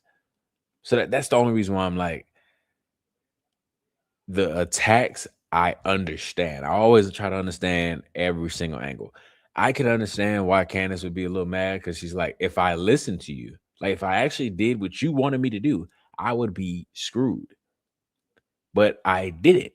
And because I did it, I'm going to win this lawsuit. But if I listened to you and I 100% committed to what you were doing and what you were saying, I would be effed. So, I can probably understand why she's pissed because she's gonna be the one to have to come out with court fees and all of that stuff. Even though she's gonna win, she still has to come forward with court fees. And then to see Blake in the documents as somebody that is used as evidence against her, when Blake ain't gonna have to spend a dime in this particular lawsuit, but she is. So yeah, she's probably pissed as far as like, you wanted me to do what you wanted me to do. You wanted me to do what you brought forward. And if I did, I would be even worse doo-doo. So I don't know. A little tricky. You going crazy. I appreciate the support. But Candace don't agree with Blake in private. I think I saw those messages. She probably did. Like again, I don't think that she disagrees with Blake entirely. That's the thing. I don't think she disagrees with Blake entirely. It's just like, bro, I understand where you're coming from and I can see it. Okay, I can see that. I'm not fully convinced, but I can see it. You can't be mad at somebody for that. You can't be mad at somebody for that. Just keep it pushing. If you feel like you didn't convince her enough, bro, come with some more. And it's, to be honest, it's your fault if you're like, I can't come with any more to convince you. Okay, cool. Well, let's just leave it at that. I'm not fully convinced on your theory. I'm not 100% sold. When you come with something that makes me 100% sold, and we'll talk about it. So, yeah, that's my take. Now, I don't know if Barron's, what he just revealed, I don't know if that was it as far as like the confirmation, which is huge. Don't get me wrong. I just don't want to overplay something that I don't have. Any show tonight, tomorrow, any other time, and say, that Baron Coleman, he's wrong, and I know he's wrong, and here's why. Here's how I know he was Mirandized on September 12th, Friday, in Utah County, and not September. Handled it. I think I'm right. Up in the outside chance that they did something completely novel in this case, and they edited video and that it's 3996, and even though it's described in their legal pleadings as coming from Washington County, that for some reason somehow we're going to say it didn't. Okay. I mean, I leave open that possibility. I do. I leave open that possibility. Will the other side leave open the possibility I'm right? And someone faked it. Why? Why did they fake the Discord message? And if they faked the Discord message, did they? Yeah, I think so. If I'm wrong, please somebody correct me or tell me to go to a certain timestamp if he reveals more information. But I believed him anyway from the jump, just because of the court documents. It literally makes logical sense that he was Mirandized and in custody at 6:50 on 9/11 and not 9/12. So I believed him anyway. So this might be an episode for the non-believers that were doubting Barron this entire time. But this brings obviously and raises a lot of red flags, and we just don't know where to go from here as society, as people who want the truth, because again, this implicates our, the feds, this implicates the sheriff department, this implicates our administration because they're well aware of all of these things going on. This implicates a lot. And TPUSA, I don't see them coming out and being upset about this information. They weren't even upset about the original news breaking of Tyler Robinson being in custody at 6:50 p.m. on 9/11. They weren't even upset about that, right? So this isn't even a shocker. That's why, for me, I'm assuming that this is going to be something that gets swept under the rug, which, logically speaking, makes the most sense, because who's going to arrest the feds, right? Who's going to pick them boys up?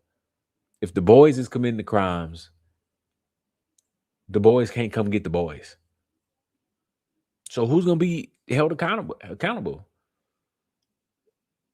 That's why it's so tricky and hard to see the end to this all outside of us knowing the real truth.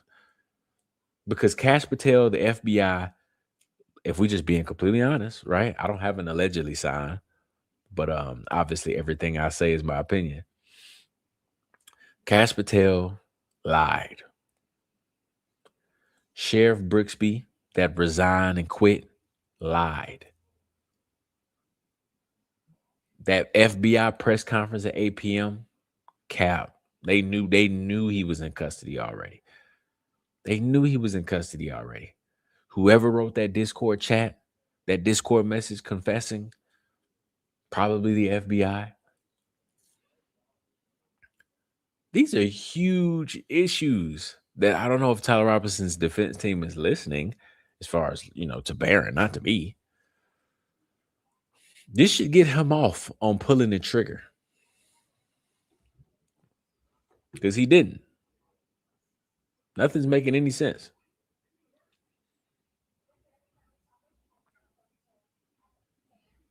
Let me see.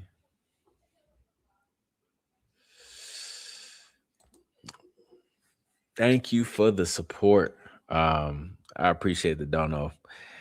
CEO ghosted Blake because he caught on that she wasn't really trying to figure out what happened to CK.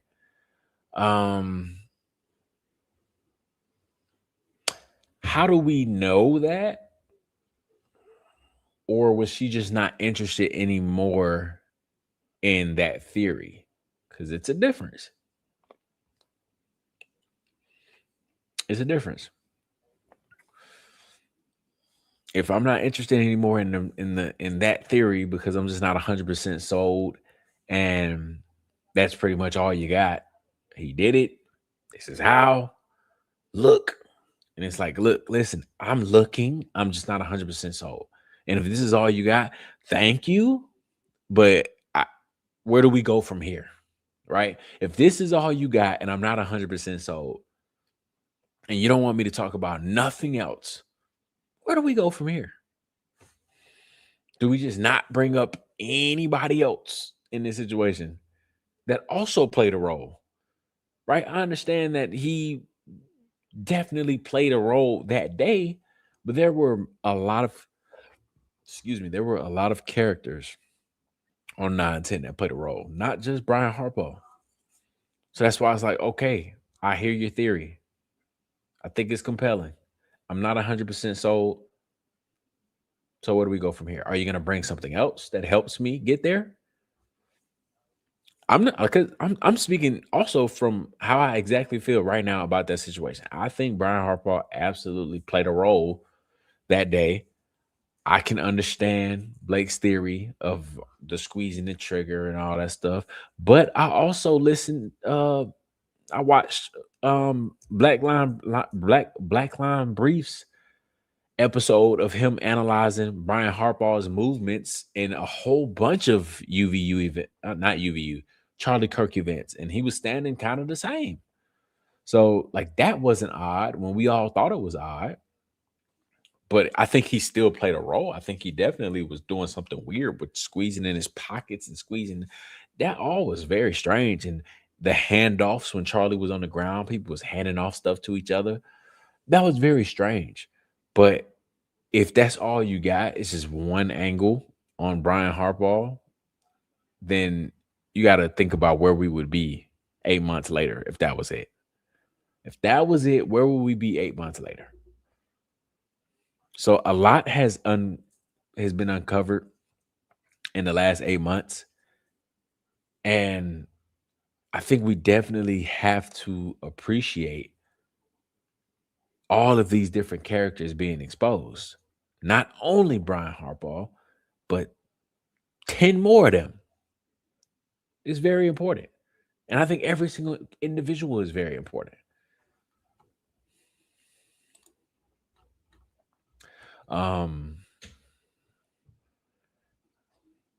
I will get to y'all comments right now. And I appreciate y'all for listening. And I definitely was I'm catching on to what was going on with Baron, because I think the biggest thing for me after listening to it for the first take is that this was really an episode for the people, for the non-believers, because I didn't really need this proof. If we just being completely honest, I already knew that once that first court document came out that Barron exposed, saying that it was, or revealed that it was 6:50 p.m. I believed it then, so I didn't even really need this episode, but I appreciate it as always. But let's get to some of the comments. Let's see, one more super that I need to prioritize. I appreciate the dono. She could have told him in private that she wasn't going to play it, but instead she lied on him and said she never got the video. Yeah, I saw that. I saw her saying that she said she never got it, but then Blake came forward and was like, look, she opened the file. I don't know. I don't really like going back and forth with I said this. No, you're a liar. You never said that. And it's like, what? So who's lying? You know, I don't even like getting into all that. I don't know. You know, so what I will say is she has a lawsuit on her desk. And if she took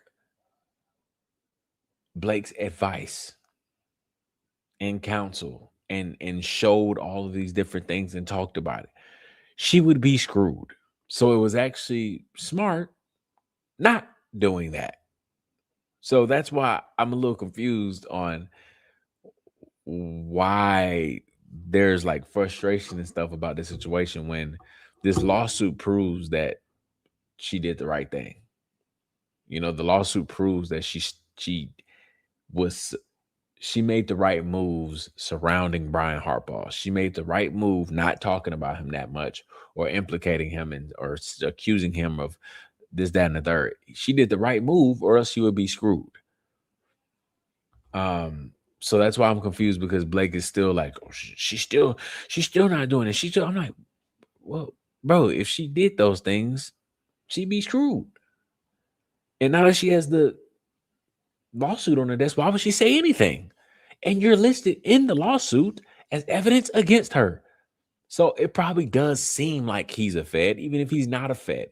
But I would be paranoid too, because I'd be like, well, it's kind of odd. And people can come up with excuses, maybe not excuses. People can come up with their reasonings all they want on why Blake wouldn't be sued.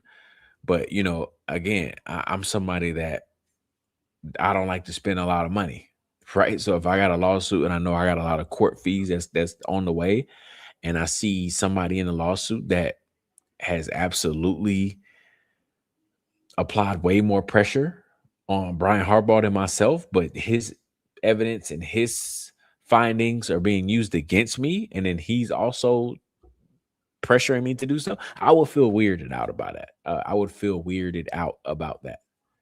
So I don't blame her. I don't blame her for being like skeptical of like, who, how is this possible? You got a whole video named Judas Harbaugh, but yet those videos are being used against me, and you wanted me to talk about that. So it sounds like if I actually talked about that, I would lose this lawsuit. That's all I'm saying. It just makes logical sense for me of Candace's play. All right, let's get to some comments. Let's see where I left off. Okay, right here.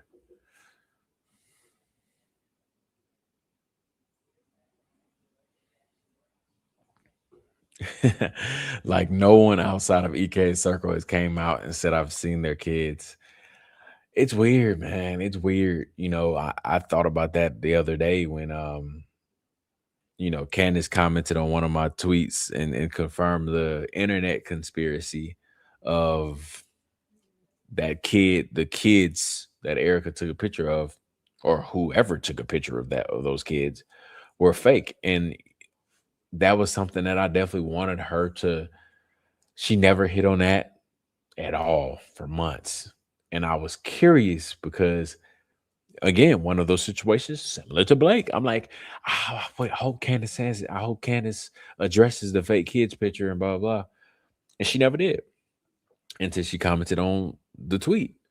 And the only reason I wanted her to, though, is because she knows what the kids look like. She knows what they look like. So she has firsthand knowledge of what they look like. So when she sees these two kids in this random picture, she knows if it's them or not. So that's why I wanted her to comment on that conspiracy.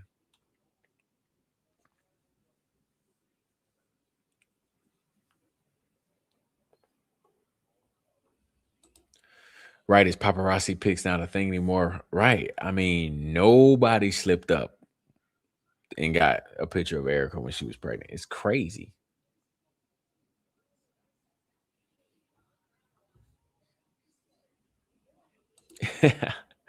Don't get involved with drama.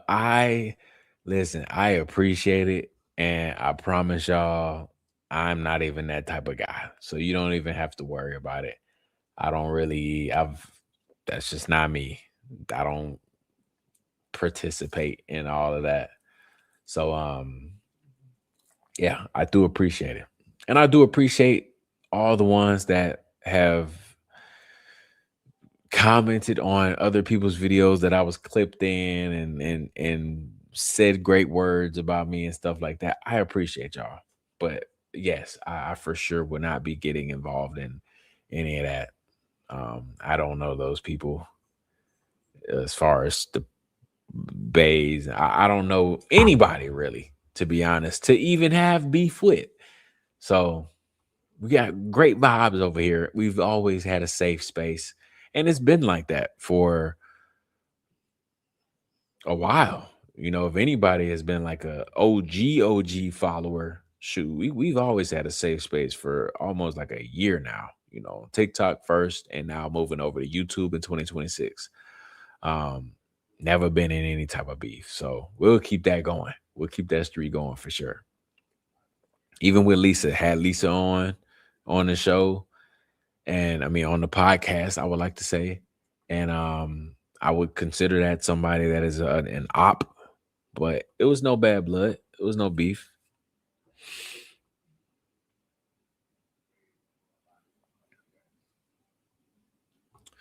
It's unfortunate that Charlie had kids with that woman, but he did, and he was really naive, and that's really sad.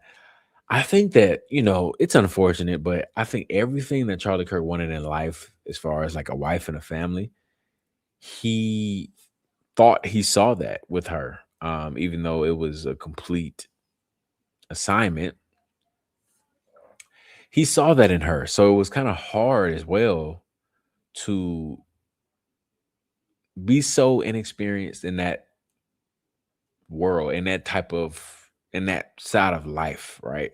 As far as the girlfriends, the fiancés, the wives, the now you growing the family. He was so inexperienced when it came to just the dating aspect. So when he's bombarded with somebody like Erica, which I'm sure to Charlie, somebody that didn't have that much experience, he probably thought she was so beautiful. She probably bragged about, um, I mean, maybe she did, maybe she didn't, but she probably bragged about some of her accomplishments. She probably bragged about a Miss Arizona here and there. He just thought he had a dime piece. And she spoke a lot of Bible, probably, because that's what she was told to do to pull Charlie. And he did. And you can tell, like, I make this joke all the time, but we all had at one time in our life, at least most of us, have had that one person that was like our first, like for guys, they would call it like, oh, you got your first baddie. And like girls, I don't know what they would call that, but like in high school, middle school, you would call it like your first baddie, where it was just like you was just so head over heels in love with this person, probably like a little high school sweetheart, or maybe your first boyfriend, your first love. But Charlie had his one of those where he was just completely naive to everything. And once the conversation came around with kids and the expanding family, he probably was very excited. How could you not be excited when it's, man, I haven't even dated that much. Charlie probably didn't even dibble and dabble into females and stuff. So he's probably a very pure hearted person. And he was being manipulated and taken advantage of when he thought everything was peaches and cream. He thought everything was just great, going so smooth. And he bragged about her 24/7 because he thought he really hit the jackpot. He didn't go out. He seemed like he practiced what he preached. And he was confident that because of his lifestyle, that is why he was able to pull the woman that he thought Erica was, when in reality she was just a straight lie.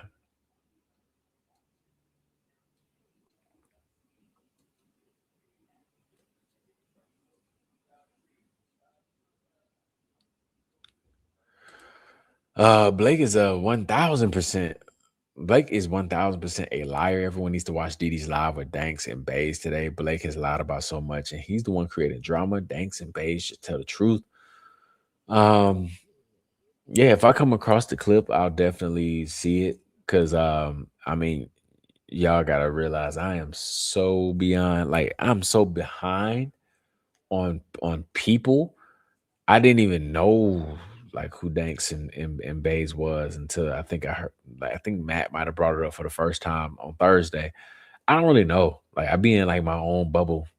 So I didn't know who they were until recently. So not on no like who are you downplaying them type of thing. I truly just had no idea. A lot of these people don't be on other platforms like myself. I spent a lot of time on TikTok running two different pages and then YouTube. So like I have sometimes have no idea. Blake didn't show anything we hadn't seen. It's been online forever. Blake's mad that she wouldn't say Brian Harbaugh killed Charlie. It's her show. She doesn't have to say anything she doesn't want to. Yeah, I mean, that's what I said. I feel like we have seen all of the clips. So if all of the clips are out there, I mean, what more do you want? You posted it all. So but it's like, no, I want you to post it because you have the platform.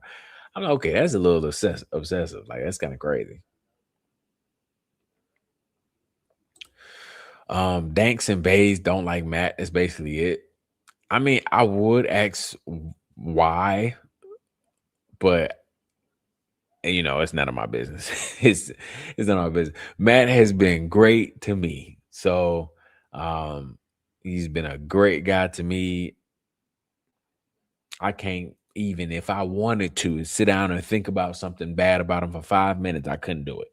So I don't know what happened, but ain't got nothing to do with me. And my, computer ship, podcast ship with Matt.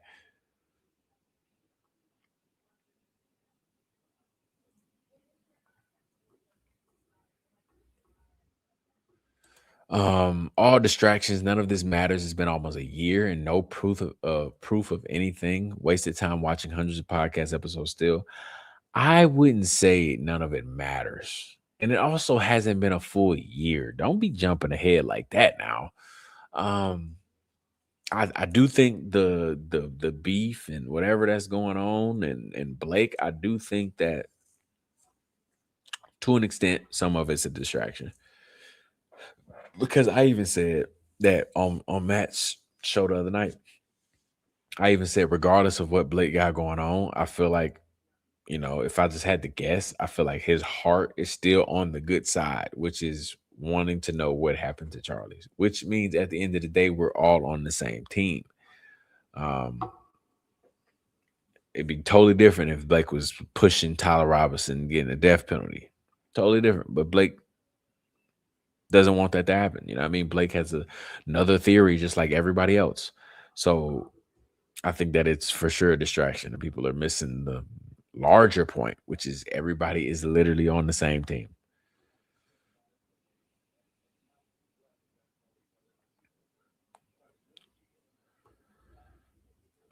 I heard something happened to Adfleet. I saw a little bit of that today.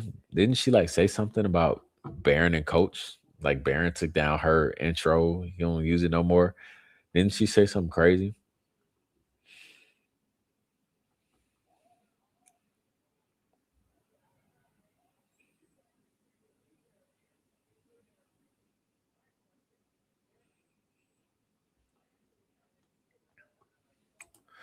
Why did Blake record their FaceTime? Yeah, I thought that was very odd. I think he's used the excuse of a little starstruck or something like that.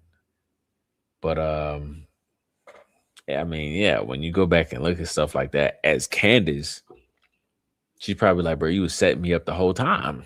That doesn't help his case.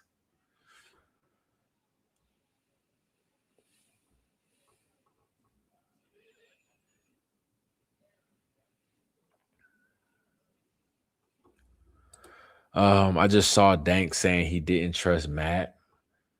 Um, I can't even say why, because I don't know.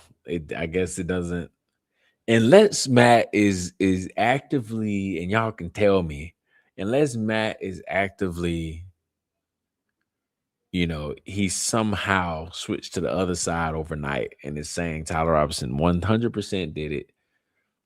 And I'm sticking to it. Erica is a great individual. I love her to death. She should for sure 100% run Turning Point USA.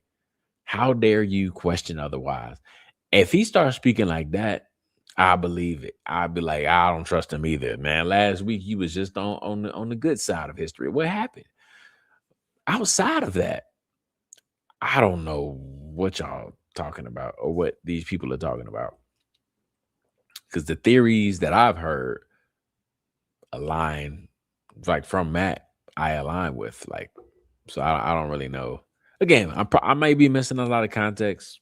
That's completely fine. I'm okay with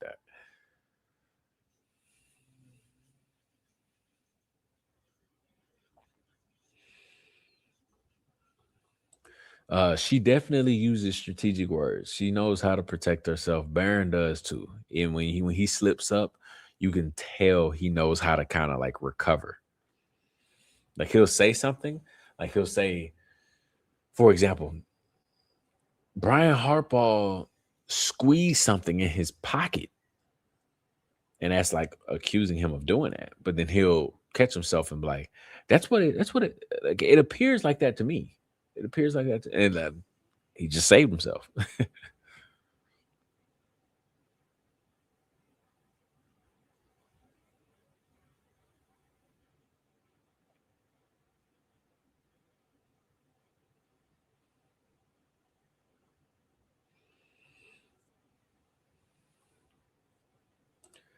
Black Line Crew, I always appreciate y'all coming in and raiding the chat. I really do. Isn't it crazy that Lance is not in custody? He literally is an accomplice. Why is he not behind bars the same way that Tyler is? I told y'all my theory. I think Lance was the one that was dibbling dabbling through Provo that day. And then Tyler was the one that went down for it. Because I'll never forget that police call, that 911 call that said that they looking for somebody that got like shoulder length hair. Tyler Robinson had a buzz. Like he ain't got no hair at all. But Lance has shoulder length hair. So yeah, I agree.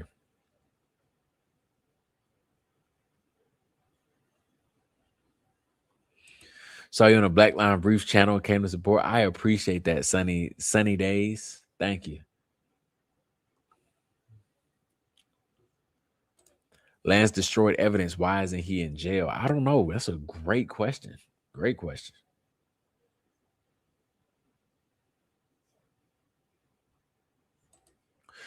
My theory is years prior, Charlie Kirk probably preferred CEO before ever meeting Erica, but it's like, you know how chicks like to put us in the friend zone. He's like a brother to me. Probably so. But at the same time, Candace was like way older than Charlie. So I can see that, but at the same time, I probably would say, like, nah, I feel like they just clicked as great friends, best friends, also because of how much older Candace was. And I think she talks about, like, she had a boyfriend throughout many years of her and Charlie doing stuff together. She had a boyfriend.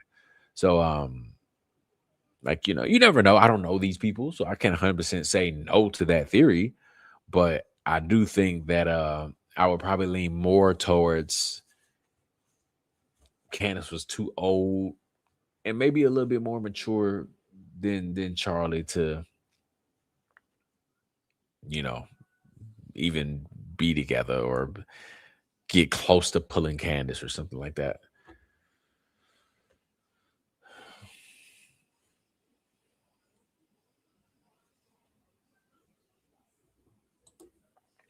I respect and love Candace, but low key, I think Charlie Kirk was into her, but he wasn't her type. Erica Kirk was for sure was not interested in Charlie, but his success balanced the books in Erica's favor. Candace was definitely somebody that Charlie favors as far as personality, what you're into. I mean, shoot, they definitely was two peas in a pod. They was.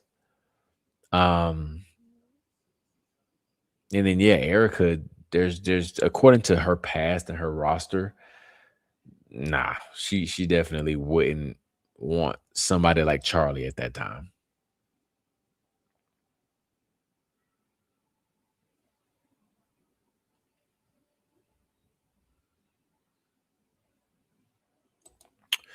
A YouTuber who attended Carlson's Christmas party saw everyone, Candace together. Carlson told the YouTuber it's all fake. Make it of what you will. Y'all, I have my own opinion. I mean, send wherever you saw that, send it over.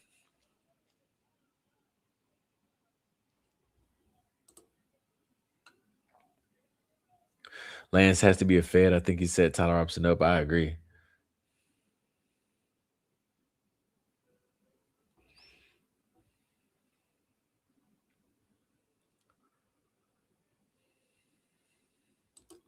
What if I told you that probably nobody is a Fed except Dan Punchino?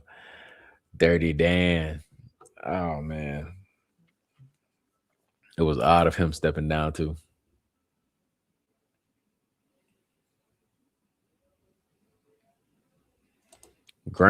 Maybe Graham Allen is still a Fed. Graham is for sure a Fed, man. He is for sure a Fed.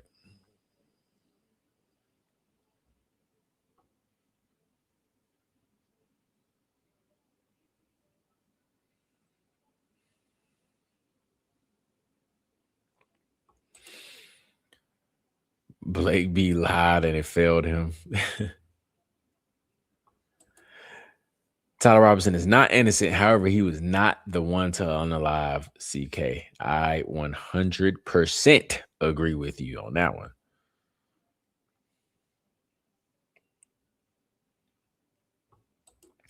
Love seeing Baron retweet you, and I always know your girl Lisa will be in your comments. Yeah, it was pretty cool. We had a great weekend. Candace and Baron in the comment section. So it was definitely a great weekend.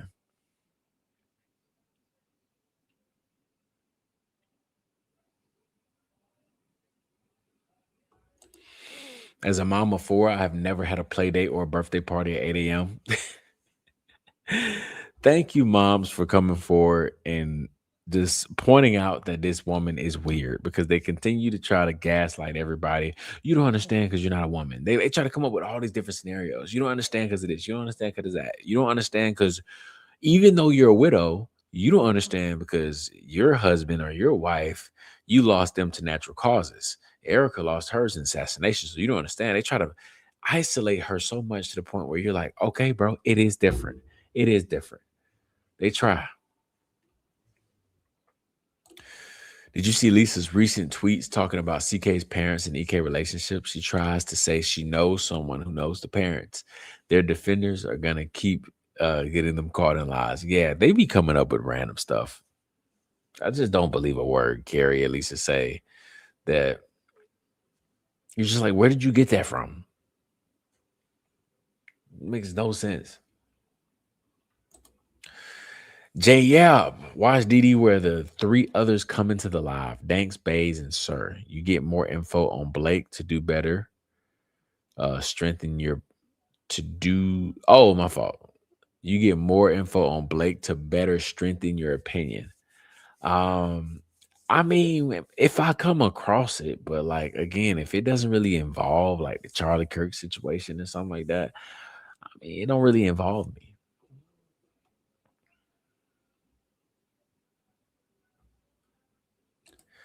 I love that you're so logical. Always, Crystal. Always.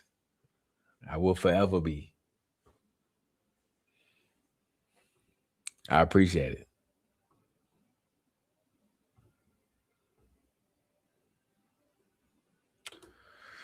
I think her radar went off that he was so aggressive that she wouldn't share. Kind of makes you question motives, even if it's just he's doing it for viewers to his show. I know, right? That's what I was saying. Because I also remember a time period where he officially started going at Candace and Baron on X and calling them like feds and all types of stuff. So that's why I was like, I saw a period where you didn't like them at all, and now you're like, I don't know. I saw that though.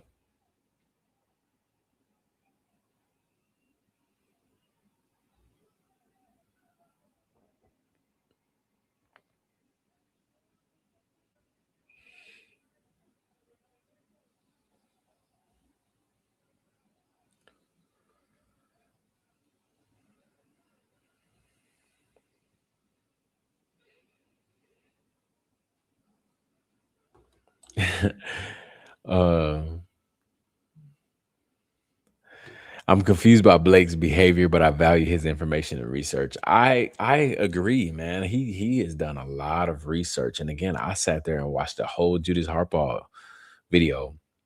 I was like, man, this is great. I'm 100% following. You know what I mean? I'm following what he's saying and presenting. So I do value that for sure. I think his like presentation and delivery a little bit it's just a little tough. Not something that is favorable in the community, I'm guessing.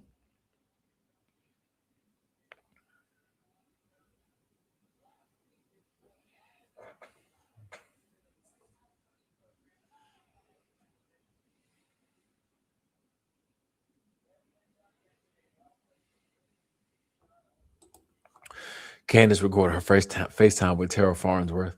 Yeah, but the thing is, Candace didn't post a YouTube video of that FaceTime call. She just revealed it on her show. Like, and that wasn't until recently, but before she said she recorded it for her own protection and stuff like that. But it's not like she posted it on a YouTube page and it started to blow up and all types of stuff like that, like propped up to the side and all of that. It's just slightly different, very different, in my opinion.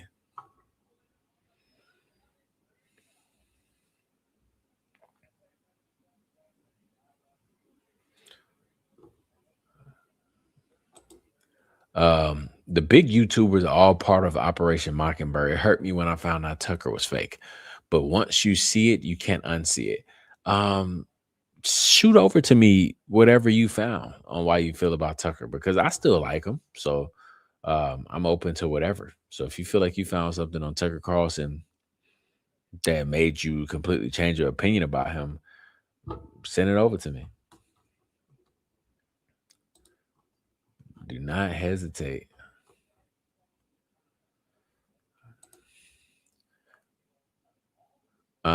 It's all a show. It's political theater. Now, don't get me wrong. I do think it is definitely a huge, big stage in politics.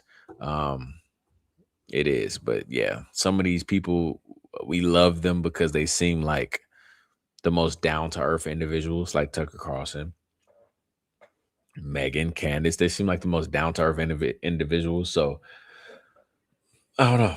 Just send it over. CO is a grifter. So is CK. Oh man. What's your position though? I want to know, because you definitely feel. How do you feel about the entire situation? What is your position in this on the case?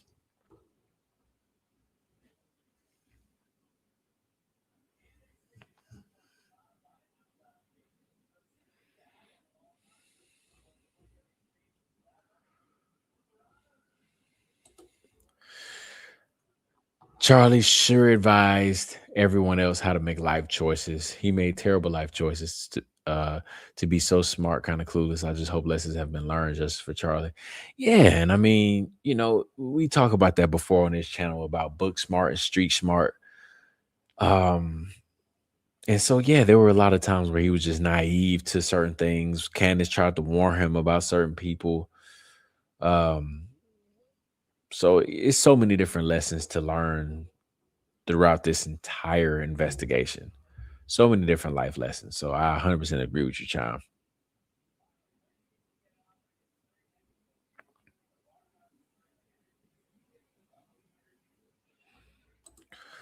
I appreciate you trying to stay out of the drama all while still having that love for Matt. I wish that drama wasn't going on. Sucks because I like all of them, and I'm glad Matt brought you on.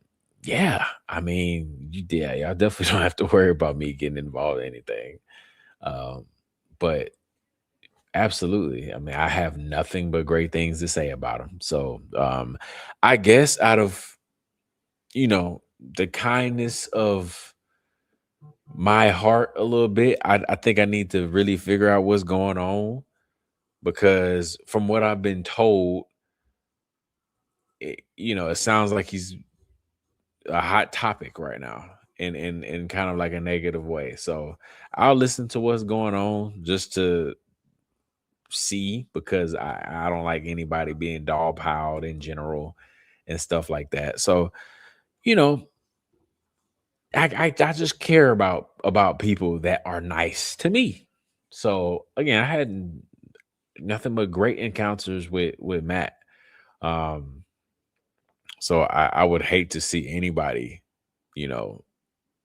anybody's joy being stripped from them in any type of way. So he's done nothing wrong to me. I don't really care how many times they clip me in other different posts and stuff like that. Done nothing wrong to me. And he's out of my YouTube journey starting in January, I think.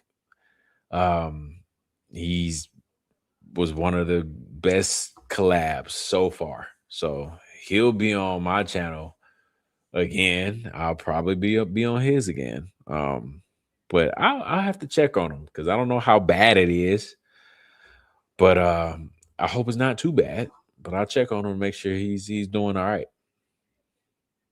Is the way y'all making it sound like it's rough. So, and it might be because I think when I joined the live last night, like I listened a little bit when it first started, and then I had to do something, and then I joined in when Blake got in. So maybe I need to figure out what's going on. But hopefully, Matt, if you're listening, bro, tune the noise out, man. You ain't even got to worry about all them folks, man. It don't matter. It don't even matter if the whoever these people are, because I'm really not trying to belittle them, but whoever these people are, thanks. I seen Barron had thanks on today, so I don't know if it's like these big people that are talking about Matt in a bad light or something like that. I'm sure that can be very annoying and like a little bummy that people that are on their way up somewhere that you ultimately want to be one day in the space,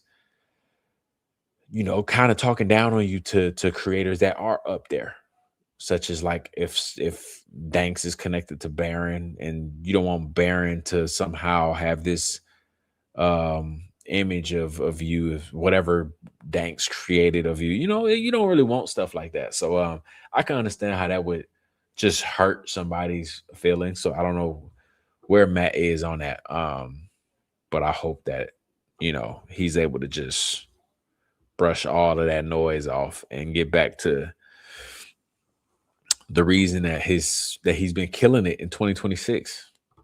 He got a community that absolutely loves him, and I love him too, man. The Black Line crew is amazing. So get back to pouring into that community and tuning out all that noise, and he'll be all right.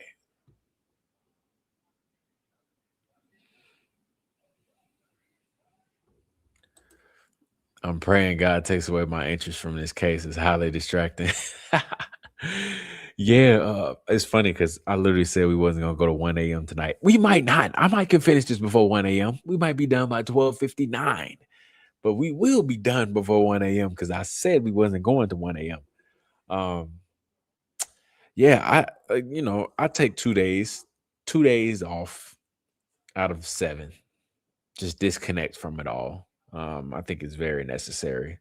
Everybody probably has their own preferences, but I know mine is 2 days. 2 days a week, I definitely am like, bro, I'm not even finna. I might check Twitter here and there, or I might scroll on Twitter to be honest and just read all of it. But I'm not, I'm not doing no live. I probably don't even be posting on TikTok sometime on the weekends. But I tried my best to disconnect from the Charlie Kirk stuff, at least for 2 days out of the week, because yeah, it is a lot, man. It really is a lot. It really will get you going, and a lot of people will piss you off to reel you in.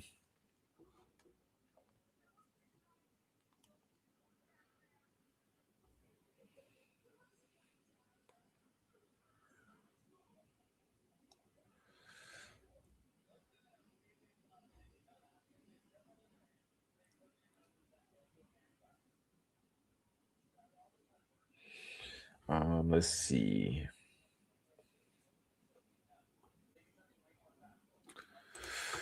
I think Matt is innocent to the ways of the YouTube streaming world as far as the maneuvering game playing by some creators. Yeah, I mean, I think speaking in general here, I think every industry, every situation like that has, um, there are going to be things that you have to deal with for sure. It's never peaches and cream, no matter what industry you try to go into, take on, anything like that. It's gonna always be some roadblocks. It's never gonna be smooth. Um, and that's just what happens, man. That's just what happens when it comes to just why all you can really do is try your best to protect the bubble that you created. Protect it. That's your community. Protect it. Continue to keep it a safe space. I allow the opposition to come inside of the space all the time. However, I always set ground rules. Like, we could disagree, but I will never disrespect you. I told Lisa that the second she got in here. I was like, I will never disrespect you. I will never call you out your name. I'm only going to attack the points you make. That's it. Um, and Lisa has called me certain things, and she'll mention me on X and say I'm part of a candy cult and all that other stuff. But I'm like, hey, listen, I'm not gonna, that's just me personally. No matter what you call me, I'm just not gonna, call you anything. I try to keep everything a safe space. Try to do my best. I had somebody with a big following say how many baby mamas I got on X. X is so toxic. Let me show y'all real quick. It was this is my first encounter that I saw on X that I was like, well, dang, what made you go there? And I'm guessing usually how it goes is that they probably thought I wouldn't see it.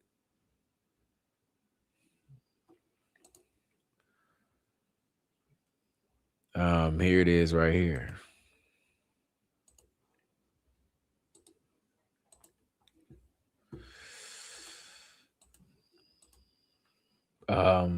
So yeah, I posted this right here. You can't see my mouse. I posted this right here. And where is it at? Whoever this is right here that has a solid, large following. They said, how many baby mamas do you have? And this person doesn't know me at all. At all. So, I said what I said right here. But I didn't disrespect at all. I didn't, even though she disrespected me, probably was a little racist, assuming that because because I don't know you. So that means the only thing you did was look at my profile picture. You saw that I was black. You thought I had multiple baby mamas. That's just what it is. So stuff like that, bro. I was just like, it's just what comes with it. It comes with it. And I've also kind of been used to it. TikTok is to be if depending on what you're talking about, TikTok can also be just like that. You know what I mean? Been on TikTok for like about 3 years and 300 something thousand supporters. If you say the wrong thing, you're gonna receive a lot of hate. So I've seen it all. But it's probably worse things out there. But the DMs, I've had a lot of different opinions and takes that resulted in a flood of DMs that are threatening me. So that's why when I be seeing people like Erica's, like, I'm receiving death threats, I'm like, listen, just because user 53625 said that you should die with no icon, no picture, doesn't mean your life's in danger. It doesn't mean that you were threatened, right? And I understand the principle in theory. It sounds like it, right? Because they're literally threatening you, but it literally doesn't mean anything. That's just what happens in 2026 when you have a platform. People aren't gonna like you 100% of the time, and to be honest, in my opinion, I feel like that's because you're doing something right. So you got to have a couple of people here and there that just don't really like you. And that's okay. I think it's motivating.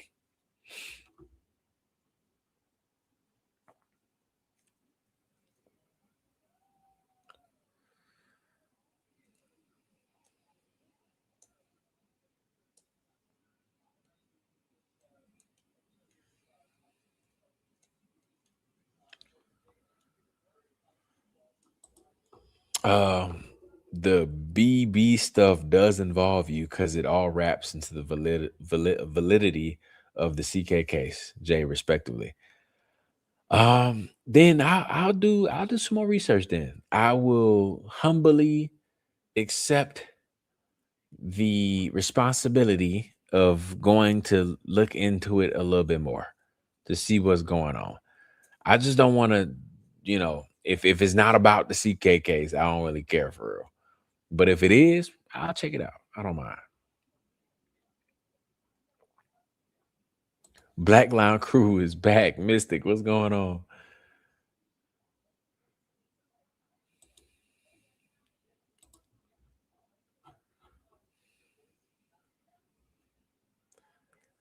Um,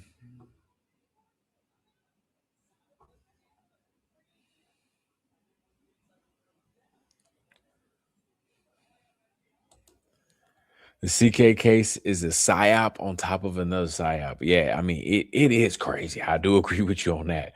This is beyond like the crazy game that they're playing.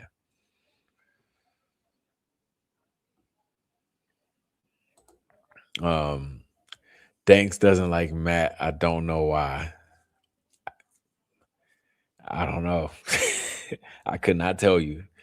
I could not tell you. I had no idea. I remember when Matt brought it up on Thursday. I was like, man, I feel old or something because I don't know who these people are. Maybe I should be more aware of creators in this space. I don't know. Thank you for the donut. Believe me, Yap, if you had an 8K close-up video of Charlie's downfall, you would be in trouble from all sides. Gary, CO, Barron, TPUSA, FBI, etc.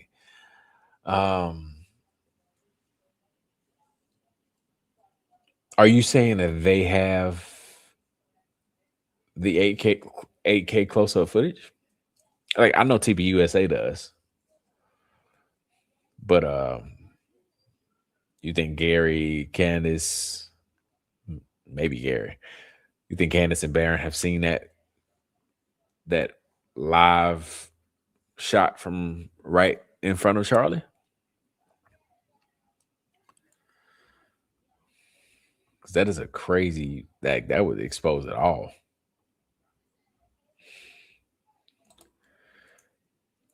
Tagged you on X. Okay, I will check it out. Thank you, Kira Michelle, for supporting. I will check it out. My X is relatively small compared to the other platforms, so I will see it unless something's going viral. I did have a couple of tweets that was just blowing my phone up all weekend. Mystic with the super. Thank you so much, Mystic, for supporting as always. Let's see. We got 4 minutes. I think I can do it.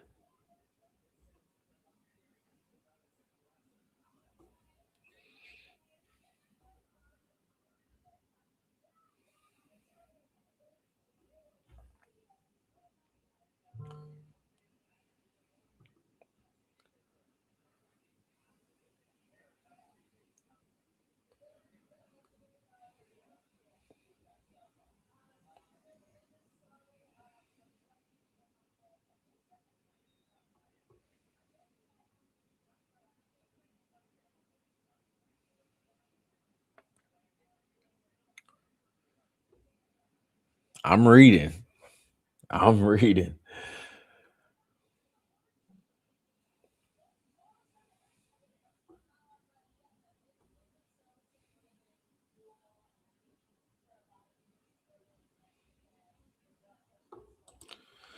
You saw her comment and my jaw drop. Your response is very classy. You know, they hated that you didn't get nasty. Yeah, I mean, I appreciate that. And it was a crazy comment. It really was, just because it's amazing what they think of you. Their true colors always come out, and they're always, they always go very silent when they're proven wrong or whatever. But I think we see it time and time and again. I think we saw that with Candace and how they treated her with, Trump calling her ugly, and they posted that picture, and they're posting that picture with, very disingenuous and with malicious intent. So, I don't know, stuff like that just shouldn't bother anybody when you really, I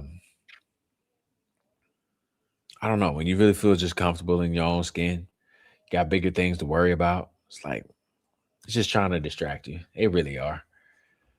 They really are just trying to distract us.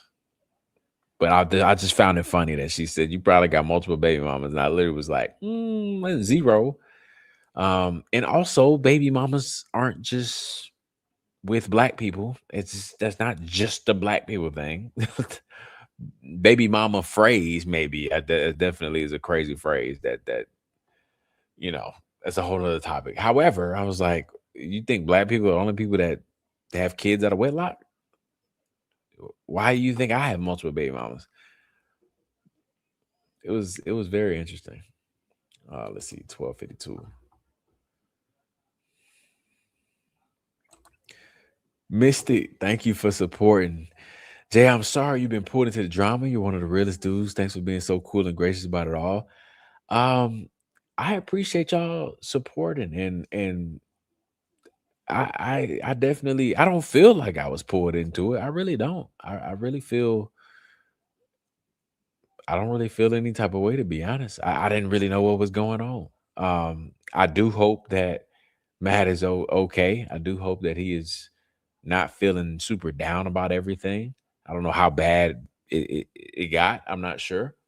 But I do appreciate y'all for checking in, and do appreciate y'all for vouching. Um, from the clips I seen today with the Bays guy posting whatever he posted. But I truly am okay though, y'all. I really am. I don't feel dragged into it. I don't feel anything like that. I definitely do my best to stay out of stuff like drama in general. But I do appreciate it for sure. Fantastic 74 is an interesting way to spell that. I do appreciate the support, Mr. Fantastic.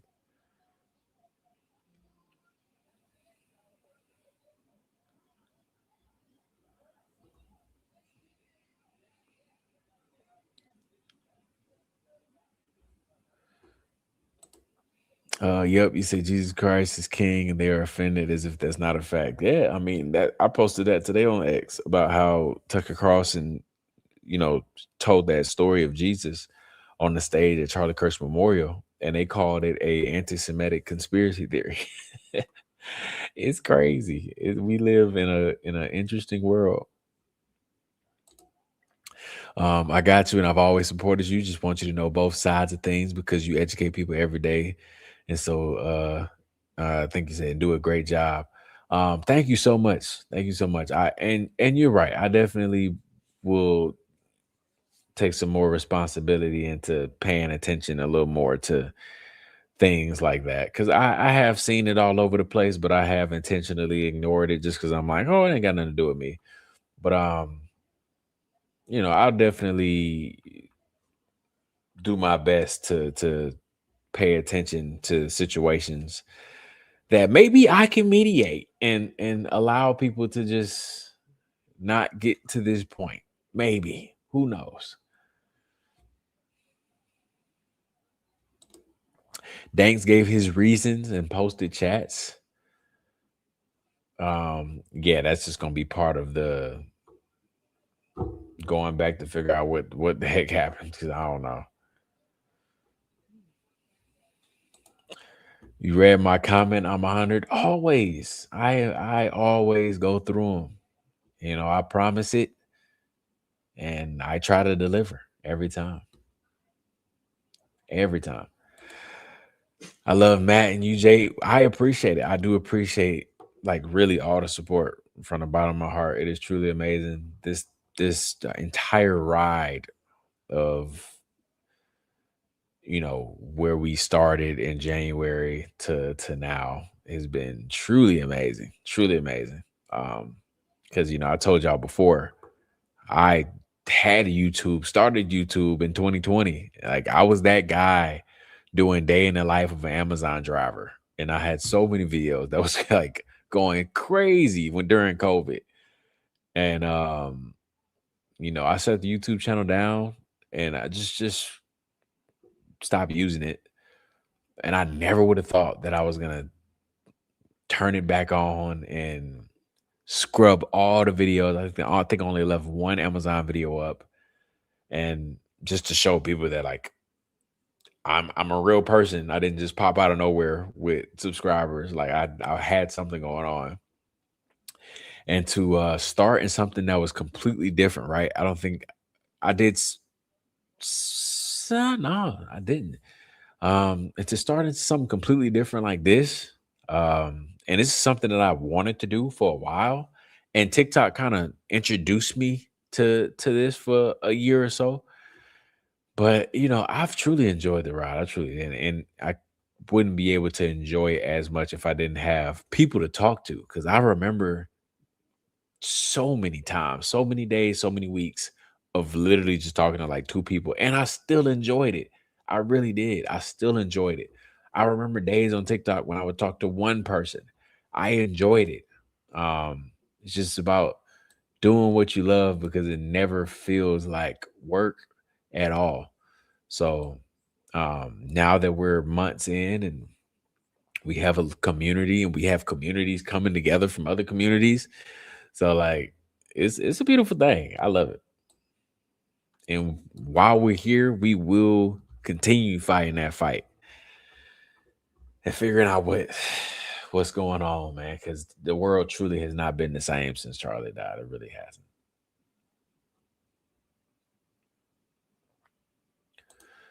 Um, Matt got caught up because he entertained Blake after Candace, Ian, and Baron called Blake out. It's the friend of my enemy is also my enemy theory. Oh, okay. Um, gotcha. I guess I'm piecing together what y'all are saying before I actually go back and figure out when the world went down.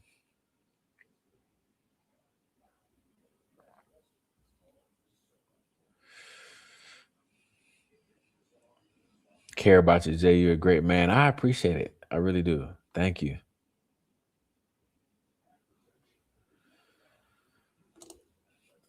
That's why I'm looking out for him. Just don't want him to get hurt or be deceived, Absolutely. Nobody should ever get to that point. From just talking on YouTube. We should never get to that point at all. Everybody's on the same side. And it just doesn't need to get to that point. If there's misunderstandings, then we can talk it out. There shouldn't be anybody beefing with each other that are on the same path at the end of the day.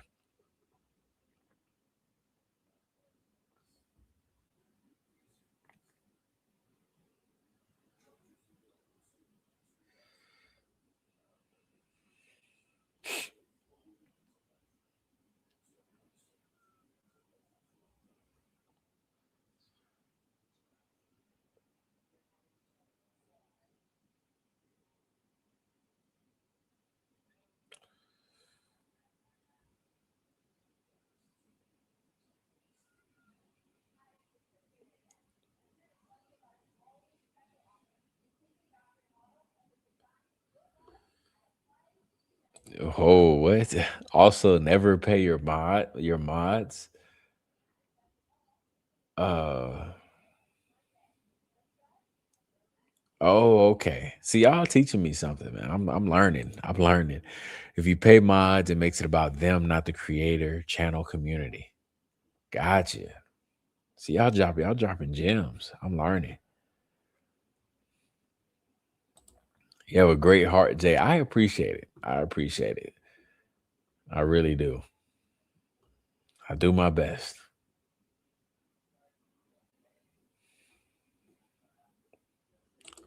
Certain channels without mods and roll with the punches grow exponentially. Yeah, I haven't even got into that yet. I also just I don't know. I guess I'm very new to it all, so I guess I would kind of say I don't know how. So I've just been yapping. That has been me since day one on TikTok. I think TikTok they showed me how to make a mod. I only got like 2, but I just get on there and yap. And sometimes I get suspended. That probably would help if I had a mod over there. That's why I think I got one over there. But YouTube so far has been pretty good. I haven't really had any issues with YouTube since joining.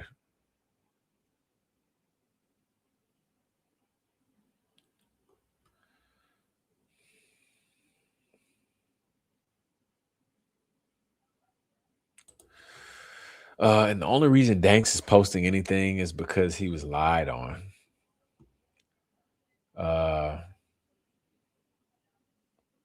Who lied on him? Like posting? Oh, I guess I just need to check. I know I don't need to ask too many questions. I just need to check. I'm just getting a little knowledge here and there. Danks is a great guy. He never gets into drama. He truly tried to help. Danks wasn't lied on, and y'all will see for yourselves soon enough. Man, y'all, I don't know what's going on, man. Hold on. I don't know what's going on. It's it's it's 1 a.m. Let's relax. I don't know what's happening. What's I gotta do my research, right? Y'all told me to figure out, you know what I mean? Not to really figure out, but I'm gonna just go. I think I'm gonna go watch Matt Sting in full because I heard clips of it and Blake got on there and said sorry. I thought that was like the goal. We got accountability. We got people saying sorry. Is that not? I don't know. I just know it's 1 a.m. So let's just relax. Let's just relax.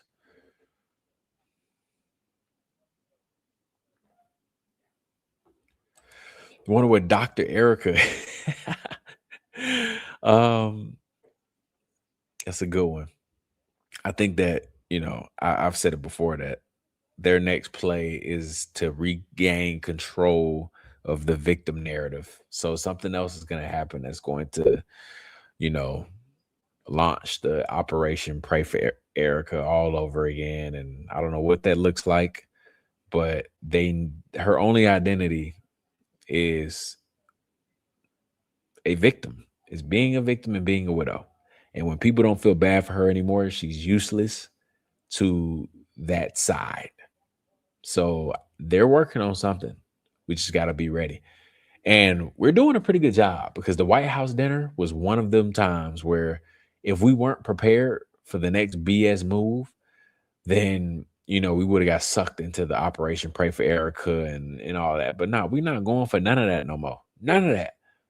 So we just got to just stay prepared and get ready.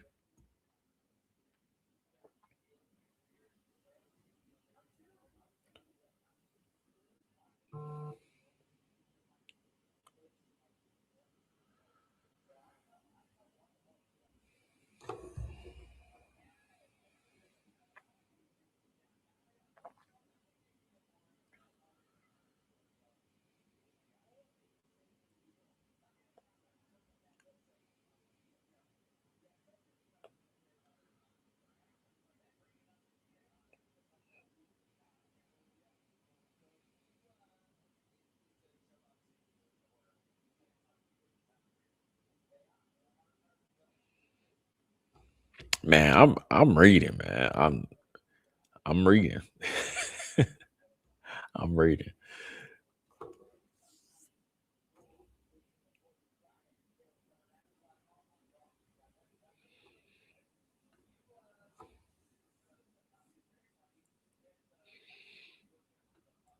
I'm reading.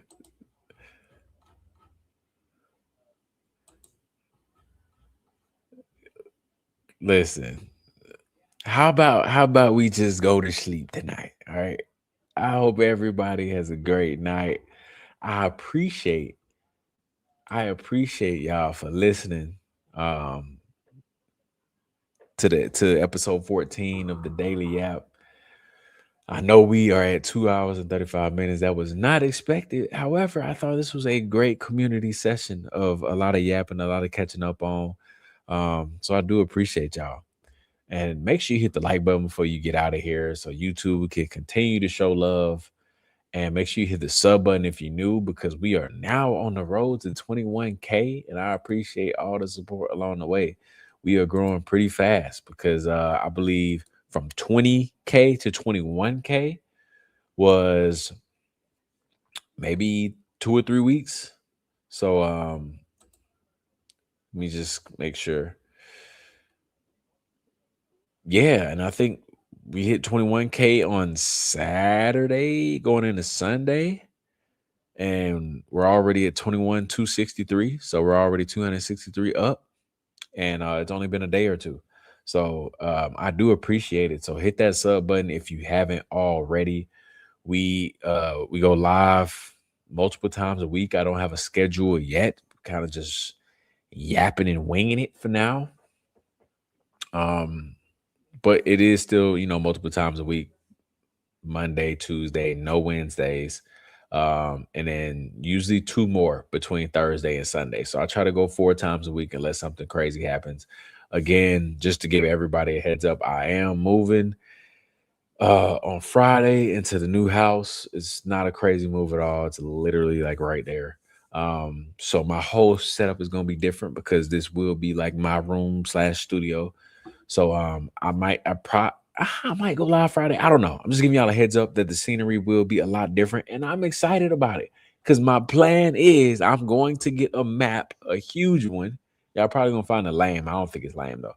I'm gonna get a huge map that's behind me, and I just want to put a pin, even like a little thumbtack in every place that people are listening from, because we have had a lot of different listeners from a lot of different countries, a lot of different states, and I think that is very interesting, um, to see all the different places, to see all the different locations and where everybody's coming from. So I'm already working on the different things and investing into this studio.